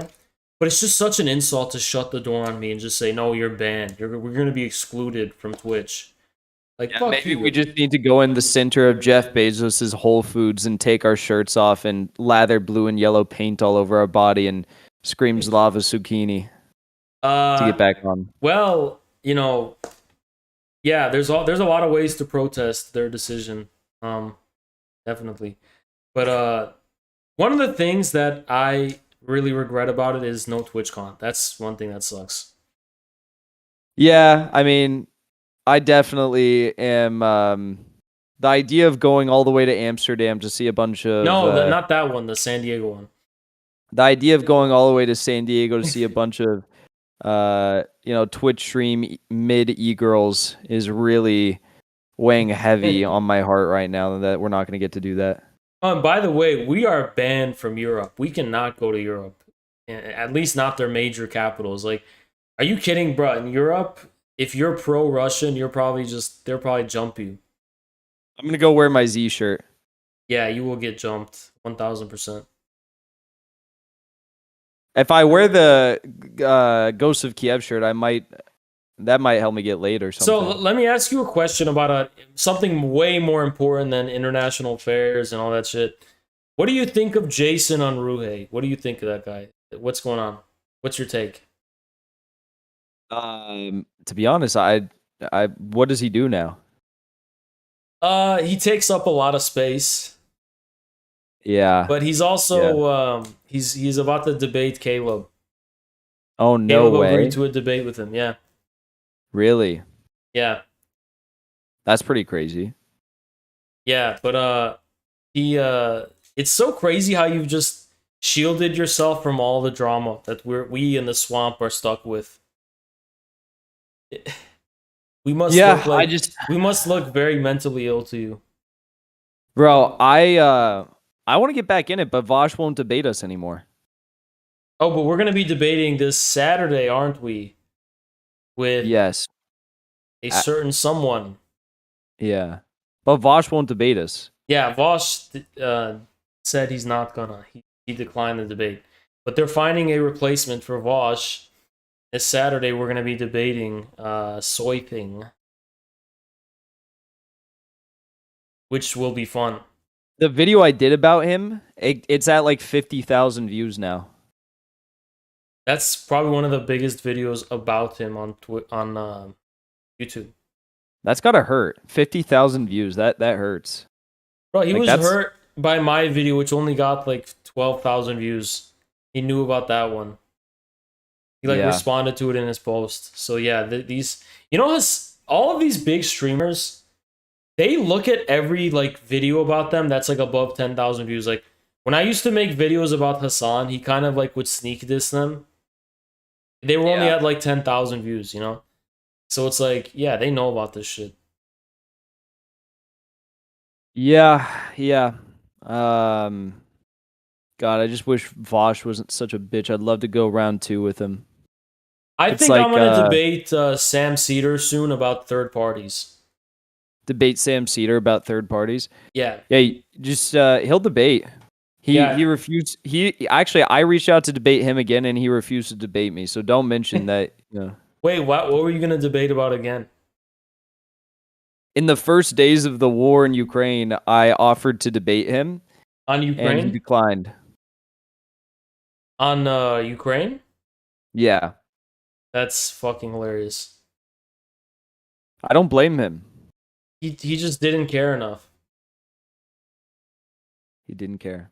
But I know for a fact when I debate him, it's going to be beautiful because I'm going to be respectful at first, but then when they start doing their peanut gallery shit where they like mock me and whatever, try to bring up like shit to own me, like from Twitter or whatever, I'm going to literally roast this shit out of him. And I'm going to even prepare roasts. I'm going to prepare the most hard-hitting roasts that will define his image on the internet forever.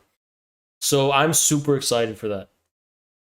He's just fading further and further away into irrelevancy. Yeah. Like it's actually bad. I feel a little bit sorry for him. Like I feel like I did that. You did. I swear you did. The only reason I even brought it up is because I was like, oh, that's a guy you debated. But beyond that, I forgot about him. He literally had his career taken by you. Yeah. You should have stuck at MSNBC. You know who would be a great debate opponent is Jank. I've always wanted to debate him. Jank or Anna. I bet Anna would never even debate, though. She just yells. I'm going to UCLA this week to do Change My Mind segments. Are but like my own version. What questions are you gonna ask? I don't know yet. I don't know yet. Are they aren't they on summer break? I don't know, but my friend at the club that's inviting me to like formally be there, he told me that this week's a good week to do it. What club is inviting you? I don't know what their name is, but it's some they all watch both of us and they like us. It's some like Marxist group or something. Bro, you can't be too controversial because you'll offend people. The club. If you say some shit like, if you ask like sensitive questions. Well, the club is a proxy. The club is to get me on campus without me getting kicked out. Ah, okay, I see. It's not like I'm debating the club. That's fucking hilarious. I'm gonna do that too. Yeah, I don't know why you haven't done it yet. You'd be hilarious. I can do it. Yeah, I can actually do it because I won't get kicked out because I'm actually enrolled. In a college, so I can actually do it, and I am gonna do it. But I don't know what questions I would ask. I think I would ask questions like, Ukraine is ruled by Nazis. Change my mind. Just shit like that. I feel like they need to be like broader culture questions. Let me try to think.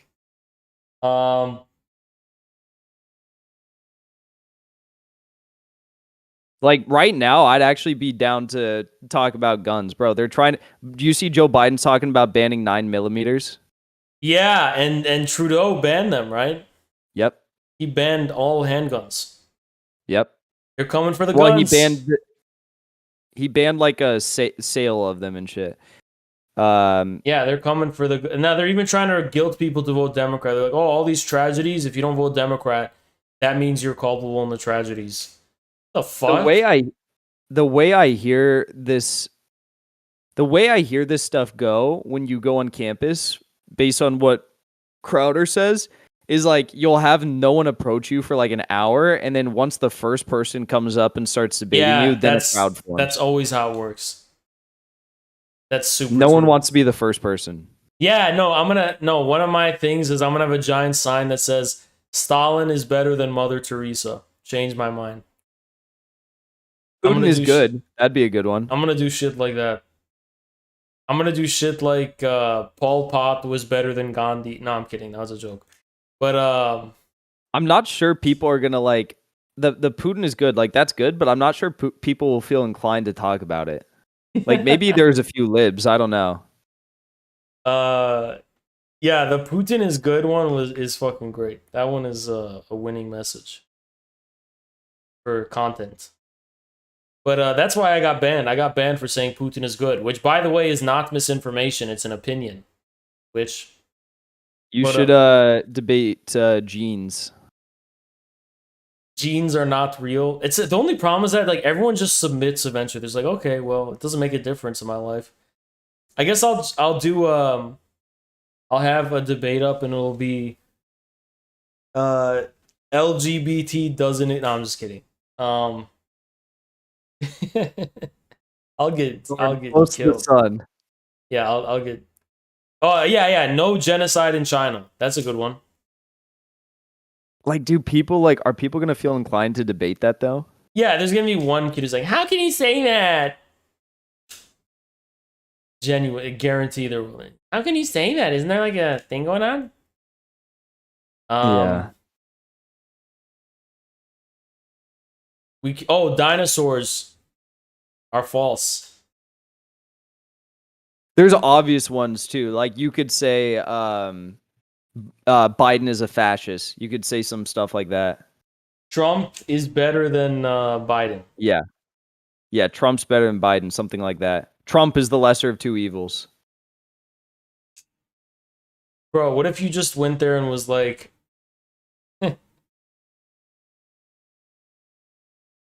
what if you did an abortion one? Just to trigger people. Not to take a position, but just to make people upset. Danny Mullen should do that. I'll leave that to him. Who's Danny Mullen? Bro, that guy's hilarious. I've sent you his videos. Oh yeah, that. Yeah, I've seen that. No, I didn't He watch it, literally but I did saw. that. He did that at the Women's March. Bro, how did he get attacked? Bro, he brought a fake girlfriend and covered her in makeup to make it look like she had been beaten. And What? then admitted to that, like allegedly doing that. And then the cops came and started to detain him. And then they were like, "No, it's makeup." And all the Women's March people were freaking out. It was hilarious. What the fuck? I sent you that video.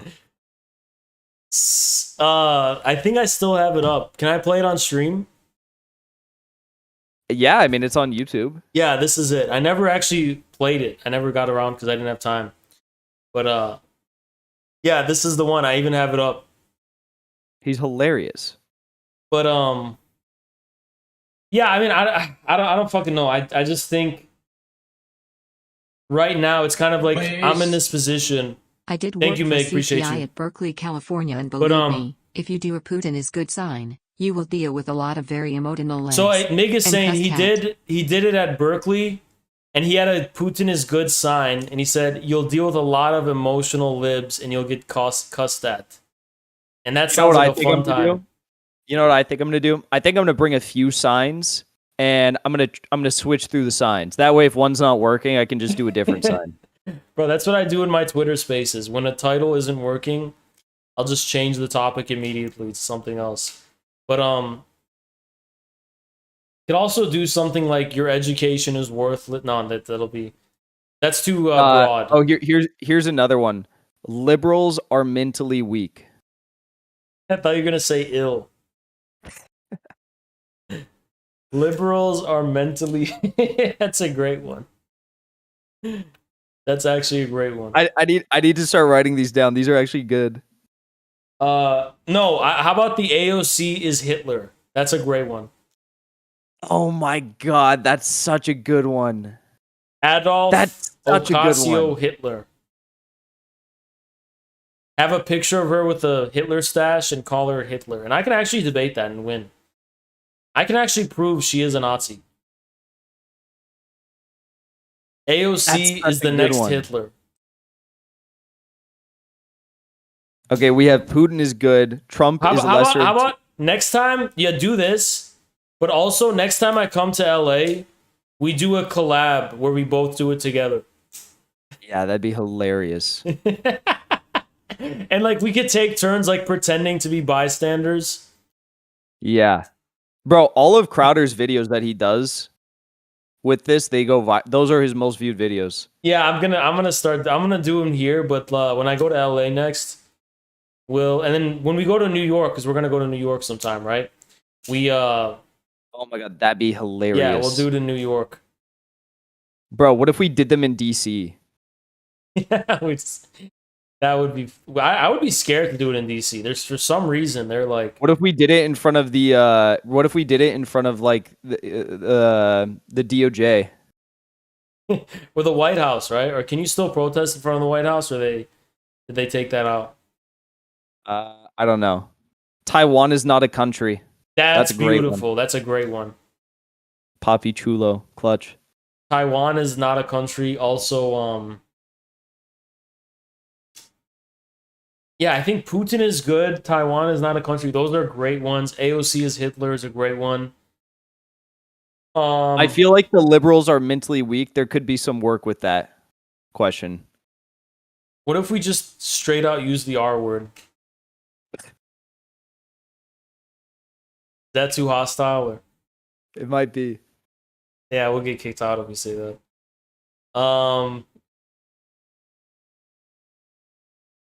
Oh, the Dalai Lama is a fraud. How about that one? No one's gonna want to debate that. Most people don't even know who the Dalai Lama is. That's like saying Gloria Steinem's a Fed. It's like, well, yeah, but I am against human rights because I actually am. Now that would be a good one.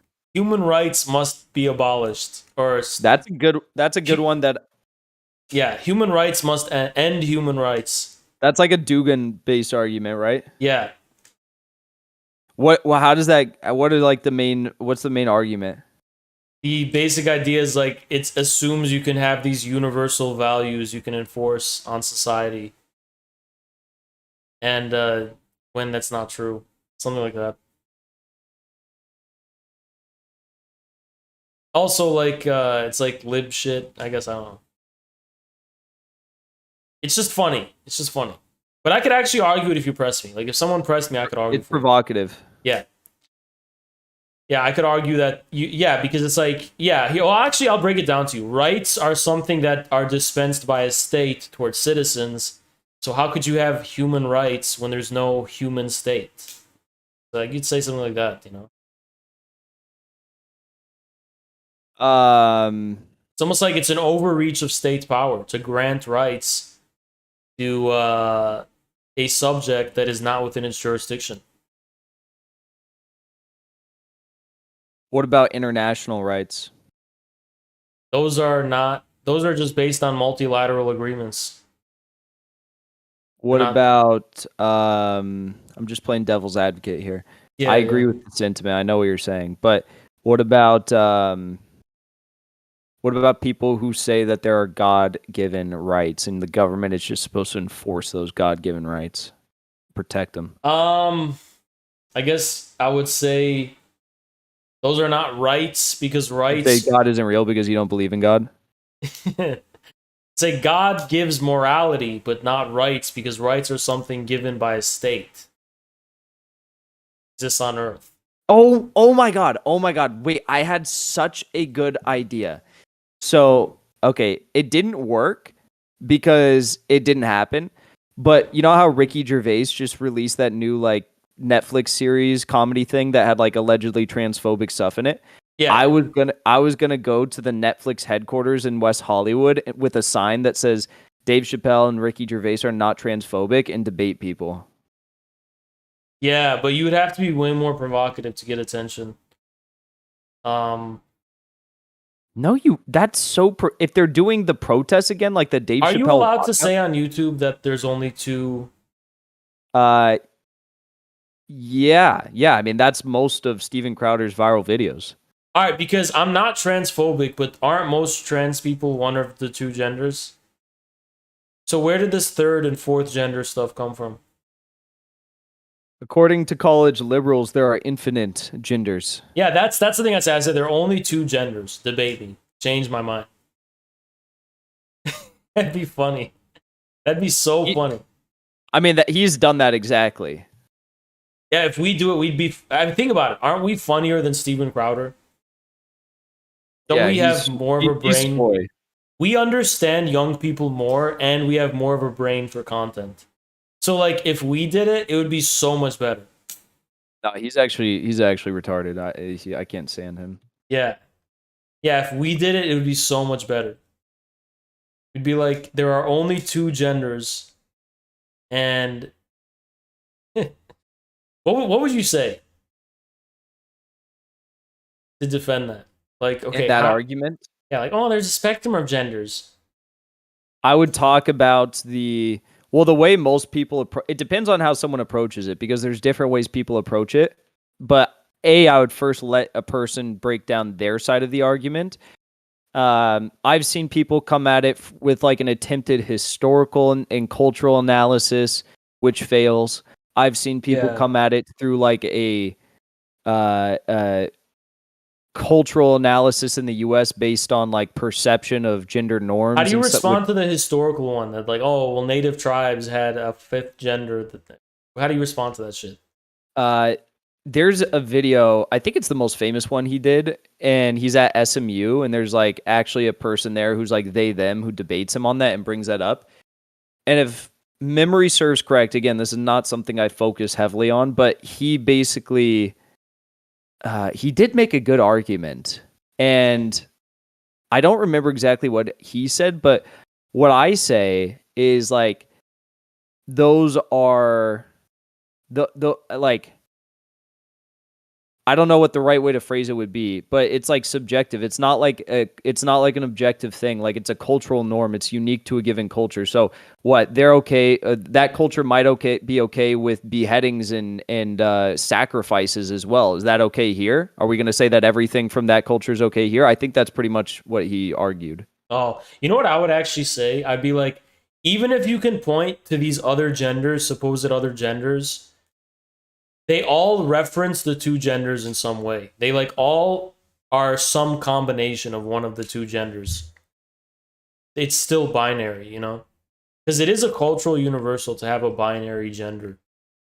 And all of the other ones are considered exceptions that are like combinations of them, which means, and they're not based. And here's another thing I would say that's actually smart. I'd be like, and even then, those genders were not because someone just decided they should exist, but because of like ancient cultural norms from Happy history. April Fool's Day. Like they didn't just like, thank you, Goomba. They didn't just like create them from thin air. Like they serve a purpose. Like, and I'd be like, sometimes they're really oppressive too. Like eunuchs who get their dick chopped off and like have to like perform certain roles and shit. It's like, it's not based on free choice. It's based on what society defines you as still, you know?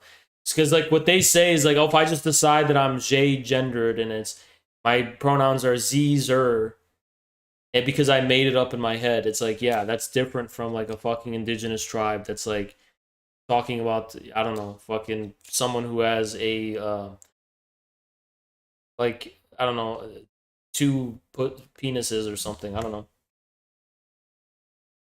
Yeah. I don't know. All I know is that shit's crazy. Yeah, but it does. So many people are so passionate about it, and that's why I think it's so great to troll about. Because it's like, I personally don't even care about it that much. Because how many in our how many when we went out, did we What? ever encounter anyone who like brought that up to us at all? No, but at Yeah. UCLA you will find them. Even if you're like a normal person who just like goes to like frat parties and shit or whatever. And Oh, no. I'm saying if Yeah. you like sit out there and you with a sign. oh yeah, I know. I have heard from the gender criticals that most of the third genders weren't genders in themselves. Eunuchs, like you said, but there was no eunuch gender. Thank you, Max says, and yeah, there was no, yeah, they weren't actually genders. They were just like exceptions to the gender norm. But Yeah, I've seen Steven break down like the history of like gender theory as well. yeah, because it's like basically bullshit. Bro. They basically say they can just like, bro, I will perceive you as either a man or a woman, regardless of how you want to be perceived. Like naturally, I will perceive you as one or the other. I think everyone will, right? And you know what the test is? You know what the test for this is? If someone who says they are super gendered starts talking shit about your mom in front of you, but they're a woman, they were like born a woman, but they say they're super gendered, are you gonna hit them or not? No, you're not, because you see them as a woman, right? That's the test. But if it's as long as you refer to me as they, them, I'm happy. Yeah, it's like that's like these are like you're not just gonna like overcome that, bro. That's why. Did you see that video on the subway where I think it was like a homeless person who's a crackhead was just like attacking this girl, pulling her hair? Wait, Nobody... well, first of all, that's an unhoused person. Second of all, you're assuming her gender. Yeah, and nobody intervened because nobody knew what their gender was. They were like, "Is this a woman?" Or, and it was like I think it was someone who was trans or was trying to be trans. But nobody wanted to intervene because they were like, oh, wait, that's one of the genders. Saw that video, and I do have a similar story that is not relevant to gender, but I was sitting at a subway in LA, and a woman was just walking outside the subway, and a guy ran up to her, grabbed her purse, and just like assaulted her and ran off, and no one batted an eyelash. That's LA. Was that in LA? Yeah. Yeah. And last week there was a shooting at the coffee shop. I don't know if you ever went there with me. The coffee shop in Grand Central Market. There, guy got shot. Every time we would walk by places, you'd be like, "Yeah, there was a shooting there a few days ago." Be like, "What the fuck?" You remember that day where the police came and they were like those people congregating, doing donuts and shit? Oh my God. I've never seen anything like that since. That was crazy. That's when I realized LA is literally falling. There's no laws in LA. Bro, It's they were doing that for like 30 minutes. They were just in a major intersection in downtown LA. They were just like doing it was like probably like 30 cars just like spinning out of control, like drifting and shit. And it was like on Fifth and Hill or something bro, like that. if we got attacked, they would have gone away with it. If some people there decided to beat the shit out of us or do Oh whatever, yeah. or even kill us, then nothing would happen. Just be like, oh, whatever. 100%. Yeah, that was actually pretty frightening. I'm not gonna lie. There was like 500 people there. I didn't even know who these people were, and we were super out of place. And I was like, "Fuck, I'm gonna put my shit away. I don't want to get robbed." I didn't even know what that was. You know, Smart. there was like, then there was like people with all these dogs and shit that weren't even on leashes. These like scary ass dogs. I was like, damn. That was fun. Yeah, Jimmy Dore 2024, he's going to clean the city up.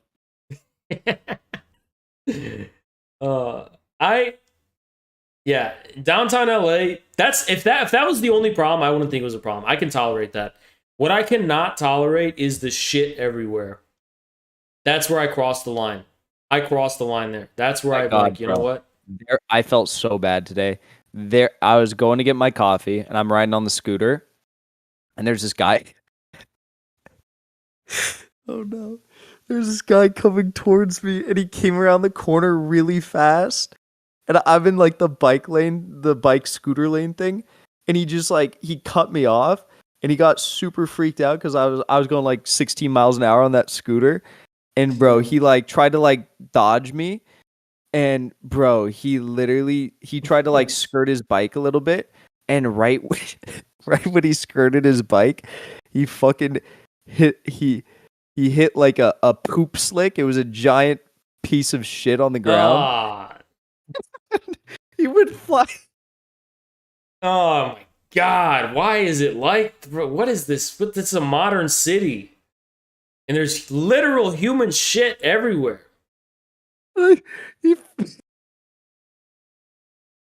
It's do you remember when we were on the scooters? I was like, bro, why'd you just skirt out like that? He didn't completely fall, but like he like definitely like he like slid, and I'm like, why did that guy just like slide? And I look down and I see like a massive dookie, definitely human shit, and he just like hit it and slid. Do you remember when we were on the scooters and there was like these crackheads that were trying to knock us off and we had to like avoid them? Do you remember that shit? We were like riding past them and they were like trying to grab us. You gotta be like more crazy than them. I yell back at them. Yeah, okay, let me tell you another story. When I was staying in Hollywood, the biggest nightmare of my life, it was the middle of the day, it was 1 p.m. I went to CVS to grab some stuff. On my way out, this is my beautiful luck, there was this homeless woman who was definitely on drugs, and her pants were down, and she was in front of the door with it open, blocking the exit and shitting with her pants down.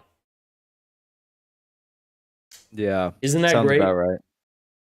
Your first mistake was staying in Hollywood. I was literally trapped in the fucking CVS. I was like her prisoner. There's nothing I could do. I'm not gonna push her out. I'm not gonna move past her and get shit on. So, yeah. It was a big, it was very, very, it wasn't traumatizing because I've already seen shit, but it was just very, I could see how that could scar people for life, you know? Some people. I could feel like some people, not specifically because those encounters are that bad, but it's like, seeing a modern civilization decay so much is just like, it's such a feeling of chaos and uncertainty. It's like, what the fuck is going on to our country? Like, this shit is actual insanity. Yeah. But yeah, LA is if I've never seen a city in so much decay as LA. Specifically downtown LA. I've never seen Like it's being abandoned. Everything's being boarded up. Everything's in decay. Thank you so much, Chris Morlock. San Francisco is this, plus everyone is flying a Ukrainian flag. It's like pretty much everybody's just like, that's a dead city, dude. That city's dying. That's a dead city. If I ever saw one. You think Rick Caruso might fix the problem? Who? Rick Caruso. Who's that? He's running for mayor. Is he Republican? Pretty much. He's like a billionaire real estate guy.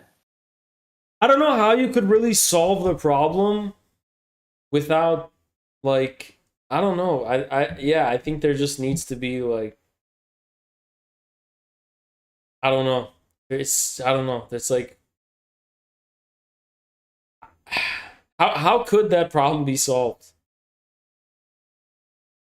1 second.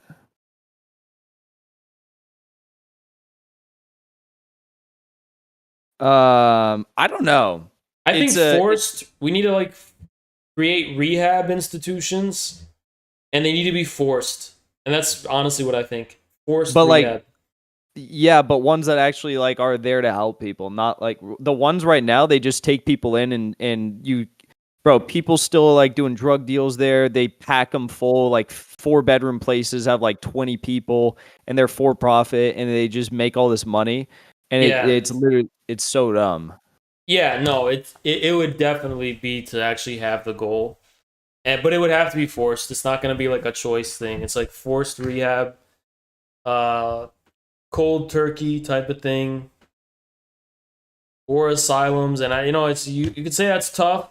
I don't care. It's a tough world, If you give up on for life, anyone who says that's tough, like obviously something needs to be done, and doing something, even if it was something to that extent, is better than, bro. If you think that that's worse than what they're currently living, you haven't seen it. Like I always tell people, the amount of people that die homeless on the streets, gruesome or horrific deaths, or just like live like the most insane lives, dangerous lives you've ever imagined. It's literally terrible. What I always tell people though is I'm like, this is how I always put it. Do you want to live in a city that it's safe for kids to roam around in? That's what I always say. Yeah. Also, I'm so surprised I never got jumped in LA. Have you ever gotten robbed or anything, or like attacked? Not yet. Knock on wood. Yeah, me neither. But like, it's so surprising. Like, why haven't I in LA? Why didn't I? I mean, I don't know. Because it would have been so easy. Like, I couldn't have done it, Could have easily gotten jumped and robbed and shit. Yeah. I don't know. All right, I'm going to go to bed. I got to get up early. Yeah, I'll see you later, man. All right, peace. All right, guys, we're going to watch this video. Check this out. Because apparently it's a great video. It's a funny video. The Supreme Court did some stuff, and thousands of pro-choicers have turned out. Do I think all of LA is a dystopian hellscape? Yeah, I do. I was there. Okay, I was there. I was in LA, and I could say confidently that it is a dystopian hellscape. I gotta refresh this. It's saying Jackson's live right now. This is like from a year ago. The Supreme Court did some stuff, and thousands of pro-choicers have turned out in downtown Los Angeles to protest. Me? I'm a bit liberal on abortion. If you're an adult male with a perm, I think you should be killed. We can discuss babies. There is one type of whiny little baby, though, that must go. The women at this It's that shit that I'm scared to say on YouTube. Protest. That's why I'm going in with my girl, Anastasia, over here. What the fuck?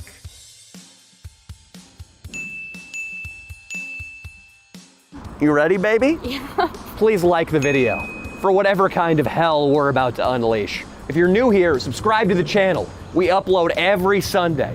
And if you don't subscribe, Anastasia gets it. You're supposed to flinch when I do this. Ah. Thank you.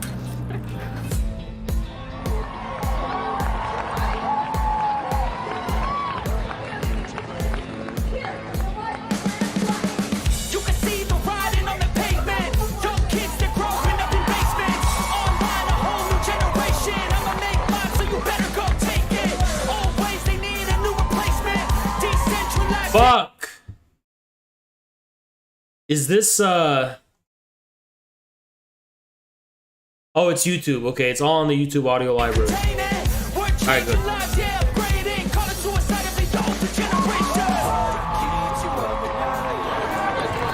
Is this a knitting convention? What are all you broads doing out in public? What the fuck, bruh? What the fuck? What's all this horse shit about Roe versus Wade down there? Is that a dive bar? Or a bowling alley? There's a rally about the Supreme Court. I wouldn't want you getting wrapped up in this kind of business. Tell her about who we voted for in 2016. We don't give a shit. Yeah. Why are you using that language with me? What are you looking at? I don't know. What are you saying? I'm saying that this Roe versus Wade shit is horse shit. You don't make the baby. You're a guy. I make the baby. Who's this guy? This dude's trying to steal his girl. It comes from this right dude knows that all you gotta do is, you know, apparently that's all you gotta do. here. Right here. Yeah, and This dude's on the prowl. she doesn't have the other. She doesn't have the choice. The other choice. How much influence does this woman personally? Unironically, like, this is how you get bitches in California. You're like, I believe in choice.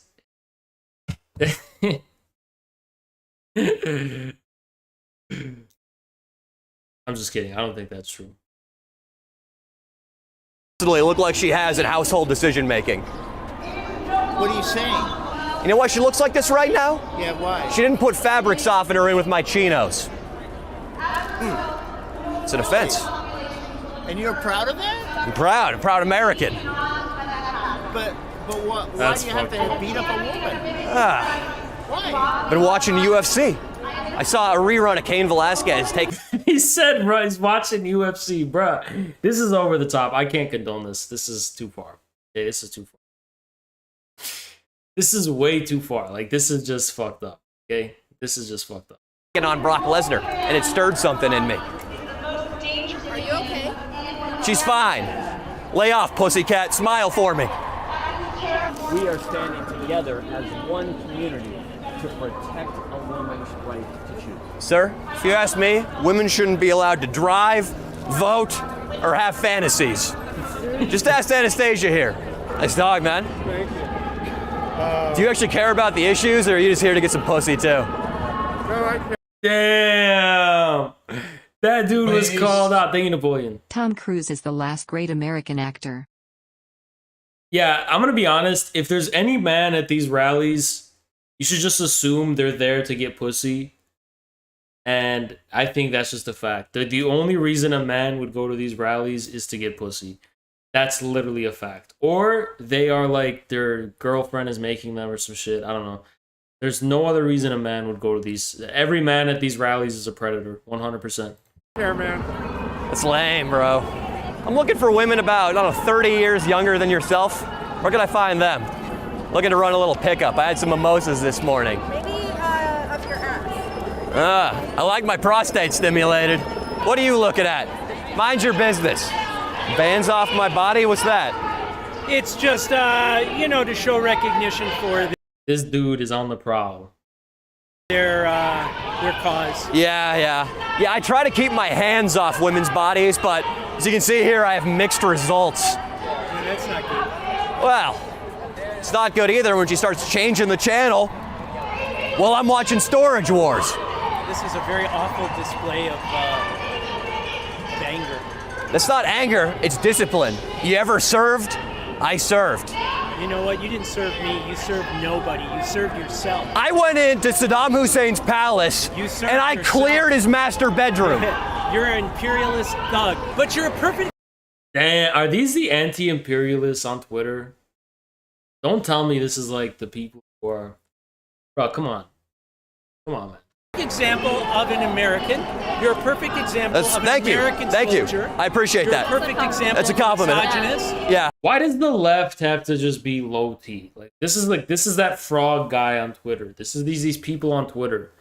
Why do they have to be like this? You could say that's high T. That's low T. That's low, objectively low testosterone levels. Why does it have to be the left? I don't know. Exactly. But what's the last one mean? A misogynist? What does that mean? Exactly. It's someone who uses their male domination to control women. I like that, yeah. Sounds exactly like you. Well, because if Thank you, Oz. Appreciate you. Appreciate you so much. you don't control her, she starts going on the Facebook and looking at other men. Excuse me? Yeah? You know where a corner store is? I'm trying to pick up some grizzly chewing tobacco. I'm not sure. My bitch is stressing me out. Carry that at 7-Eleven? Are you? Perhaps. Oh yeah, I'm fine. He's just really particular sometimes. Yeah. She's tried to cross the street without permission. Yeah, this guy does.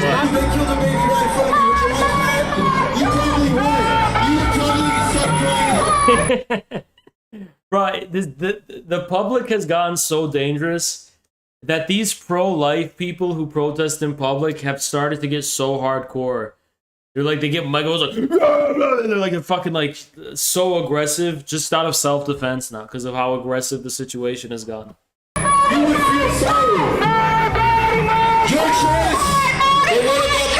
pro-life! Pro-life!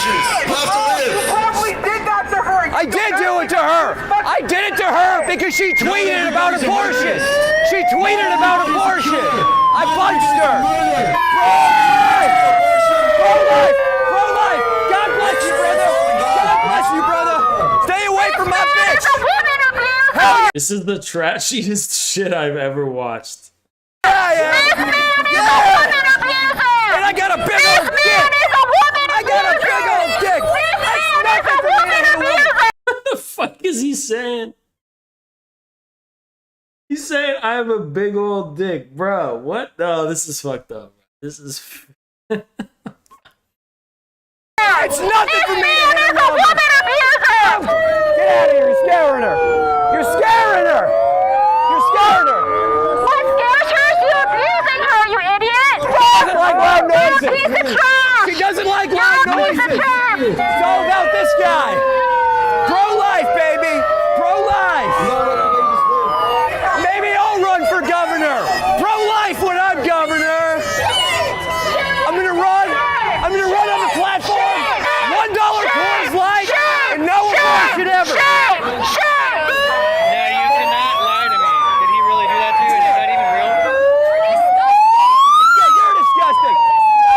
I wouldn't fuck you with all the condoms in Los Angeles! This dude is like that guy in GTA. What's his name? Lester? Mostly because I don't believe in contraception! I don't believe in contraception!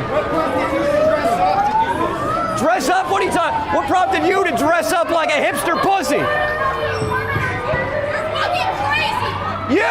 You're holding signs that say words I can't understand! Who's crazy now?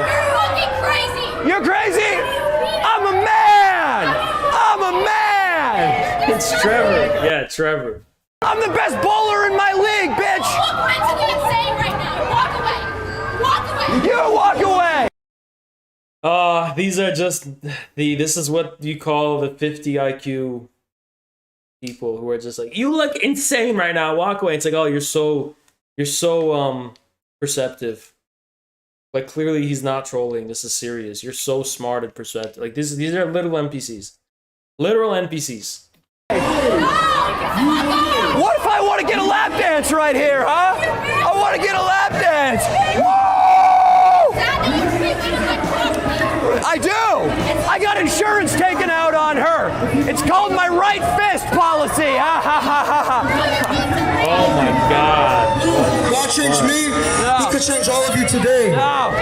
They're crazy! They're Please crazy! realize what you're doing with your lives. It's okay, it's okay! Don't you care about your life? It's okay! Don't you care about... But yet you're still against... I love how fucking crazy LA is because of Roe v. Wade.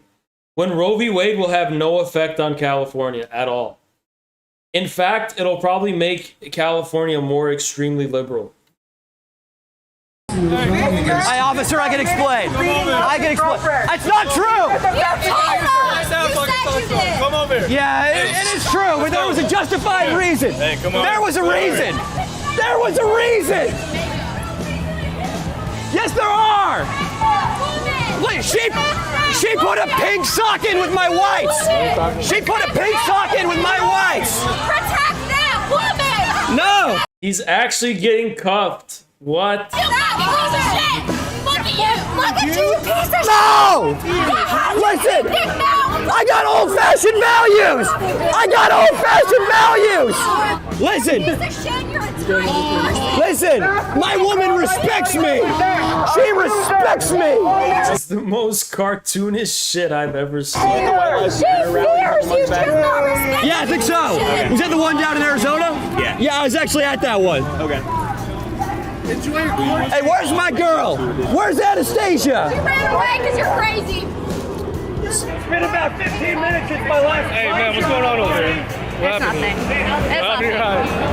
It's not nothing. It's not. Guy, broken arm, what's going on? You got the wrong guy, Dude, who is talking to her? officer.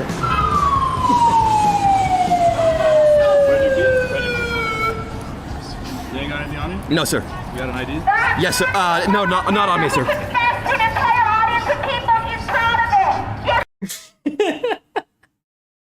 Bro, you know what's fucked up? And if you're gonna go do this dumb shit in public, it is fucking stupid. At least get more than 300,000 views, okay? Because it's not worth it. It is not worth going to a crowd and doing this. You're like, not enough people are gonna know this was a prank. This is literally not enough people, okay? You're not famous enough to do this shit, so. Hey! Can I get on the microphone? I deserve a rebuttal. That's not true! It's an audio recorder, sir. You know what's kind of scary to me? I feel like the people in the crowd are going pretty soft on him. I think they're just calling him names and shit. But I feel like if this was about some LGBT thing, he would get beat up. And there would be like physical intervention. Like this dude's going around admitting that he's physically abusing this girl. There's none of these so-called men who are going to this rally for women's rights are physically intervening. Nobody's freaking out, really. Nobody's like going crazy. They're just kind of yelling and calling him names and shit. Isn't that insane? I mean, there's no Antifa throwing. And domestic violence is a big problem in this country, and this just goes to show these people don't actually give a fuck about any of the real problems women face. Because this is like a real thing, right? It's a prank, but like domestic violence, like wow, it doesn't get much more against women's rights than that, right? And they don't really give a fuck, right? Stop laughing at me! I'm a badass, dude! I'll kick your ass on the bowling alley! I'll take you down in a drinking contest and at the lanes! A bunch of citizens saying that he abused his girlfriend or whatever. And his girlfriend's over there talking about partner videos. How'd you get all that? It's nothing. It's not real. It's not real? No. Can you use some of that water and wipe it off for me so I can make sure it's not real? Because otherwise he's going to jail. Yeah, she's wiping it off right now. So Yeah. See? It's not real. All right. Wait here for me. I thought we put that to bed! Did you hire him? Thank you, officers. Yeah, this is what I'm talking about. Like, if you sincerely think he's engaging in domestic violence and you're saying he has a micro penis, that doesn't matter. If a woman is in danger, being physically abused, you think like that's what you have to say is he has a micro penis? You're a fucking idiot. The thing you should be focusing on is getting that girl help, if that's what you actually think. But you're what? You're saying he has a micro? Like, that's stupid, okay? That's just fucking dumb. I walk as a free man, baby! I'm a free man! Who hired you? Jesus Christ himself. All right. Are you guys going to be serious with me? No, get away from us. You chose a good time to show up. Look who I just brought into the heart of a women's march. Oh my God. Mia! With this sling. Dude, you gotta see it. It looks good, huh? Holy shit. That was a beating. That was a couple of elbows. Definitely a punch to the lip. Yeah. A little ground and pound. A little ground and pound, yeah. Friend of the channel and fellow YouTuber Ryan Long is holding a comedy show down in San Diego. So I rented a 12-person van. We're taking the whole crew. It's been a while since we've had them in one of our videos. We're just gonna party. Let's go. Stay tuned. Anybody who's anybody in the crew is gathered in our new podcast studio. I'm 2 or 3 hours late, but what are you gonna do, Neeks? When the alpha male is out hunting, you don't ask. And we've got King Croc and my girlfriend. The results are somebody's getting fucked. Mudflap, Mudflap, there is no, is she 18? Dude, don't lower expectations. You're comfortable before I go. Yeah, it's just boring after that. So we got the fun part. All right, we watched the video. And it was interesting, to say the least.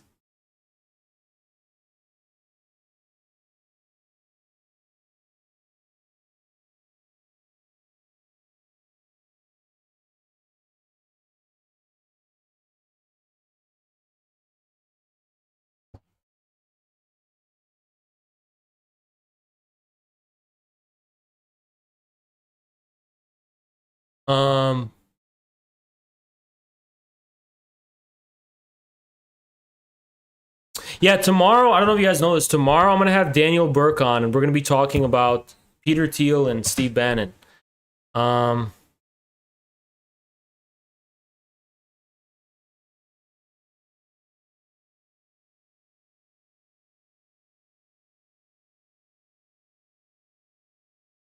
She filed over 68,000 petition signatures. Fuck.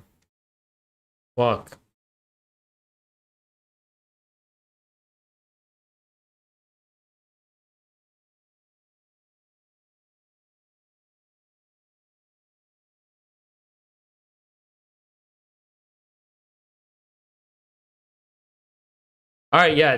Daniel Burke is going to be coming on tomorrow. We're going to be talking about that.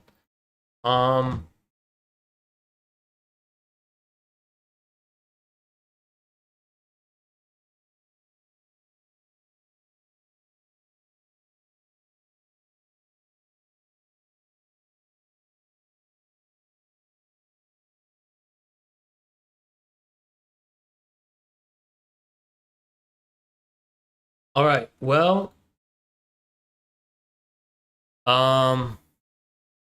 there's one last piece of one last thing on our itinerary tonight.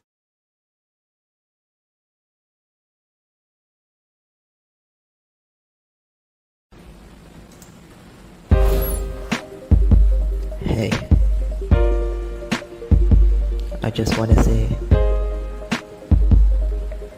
goodbye. Goodbye to the people who hated on me. Goodbye to the people who loved me. Goodbye to the people who trusted me. Goodbye, goodbye to everybody. Goodbye to the people who hated on me. Goodbye to the people who loved me. Goodbye to the people who trusted me. Goodbye, goodbye to everybody.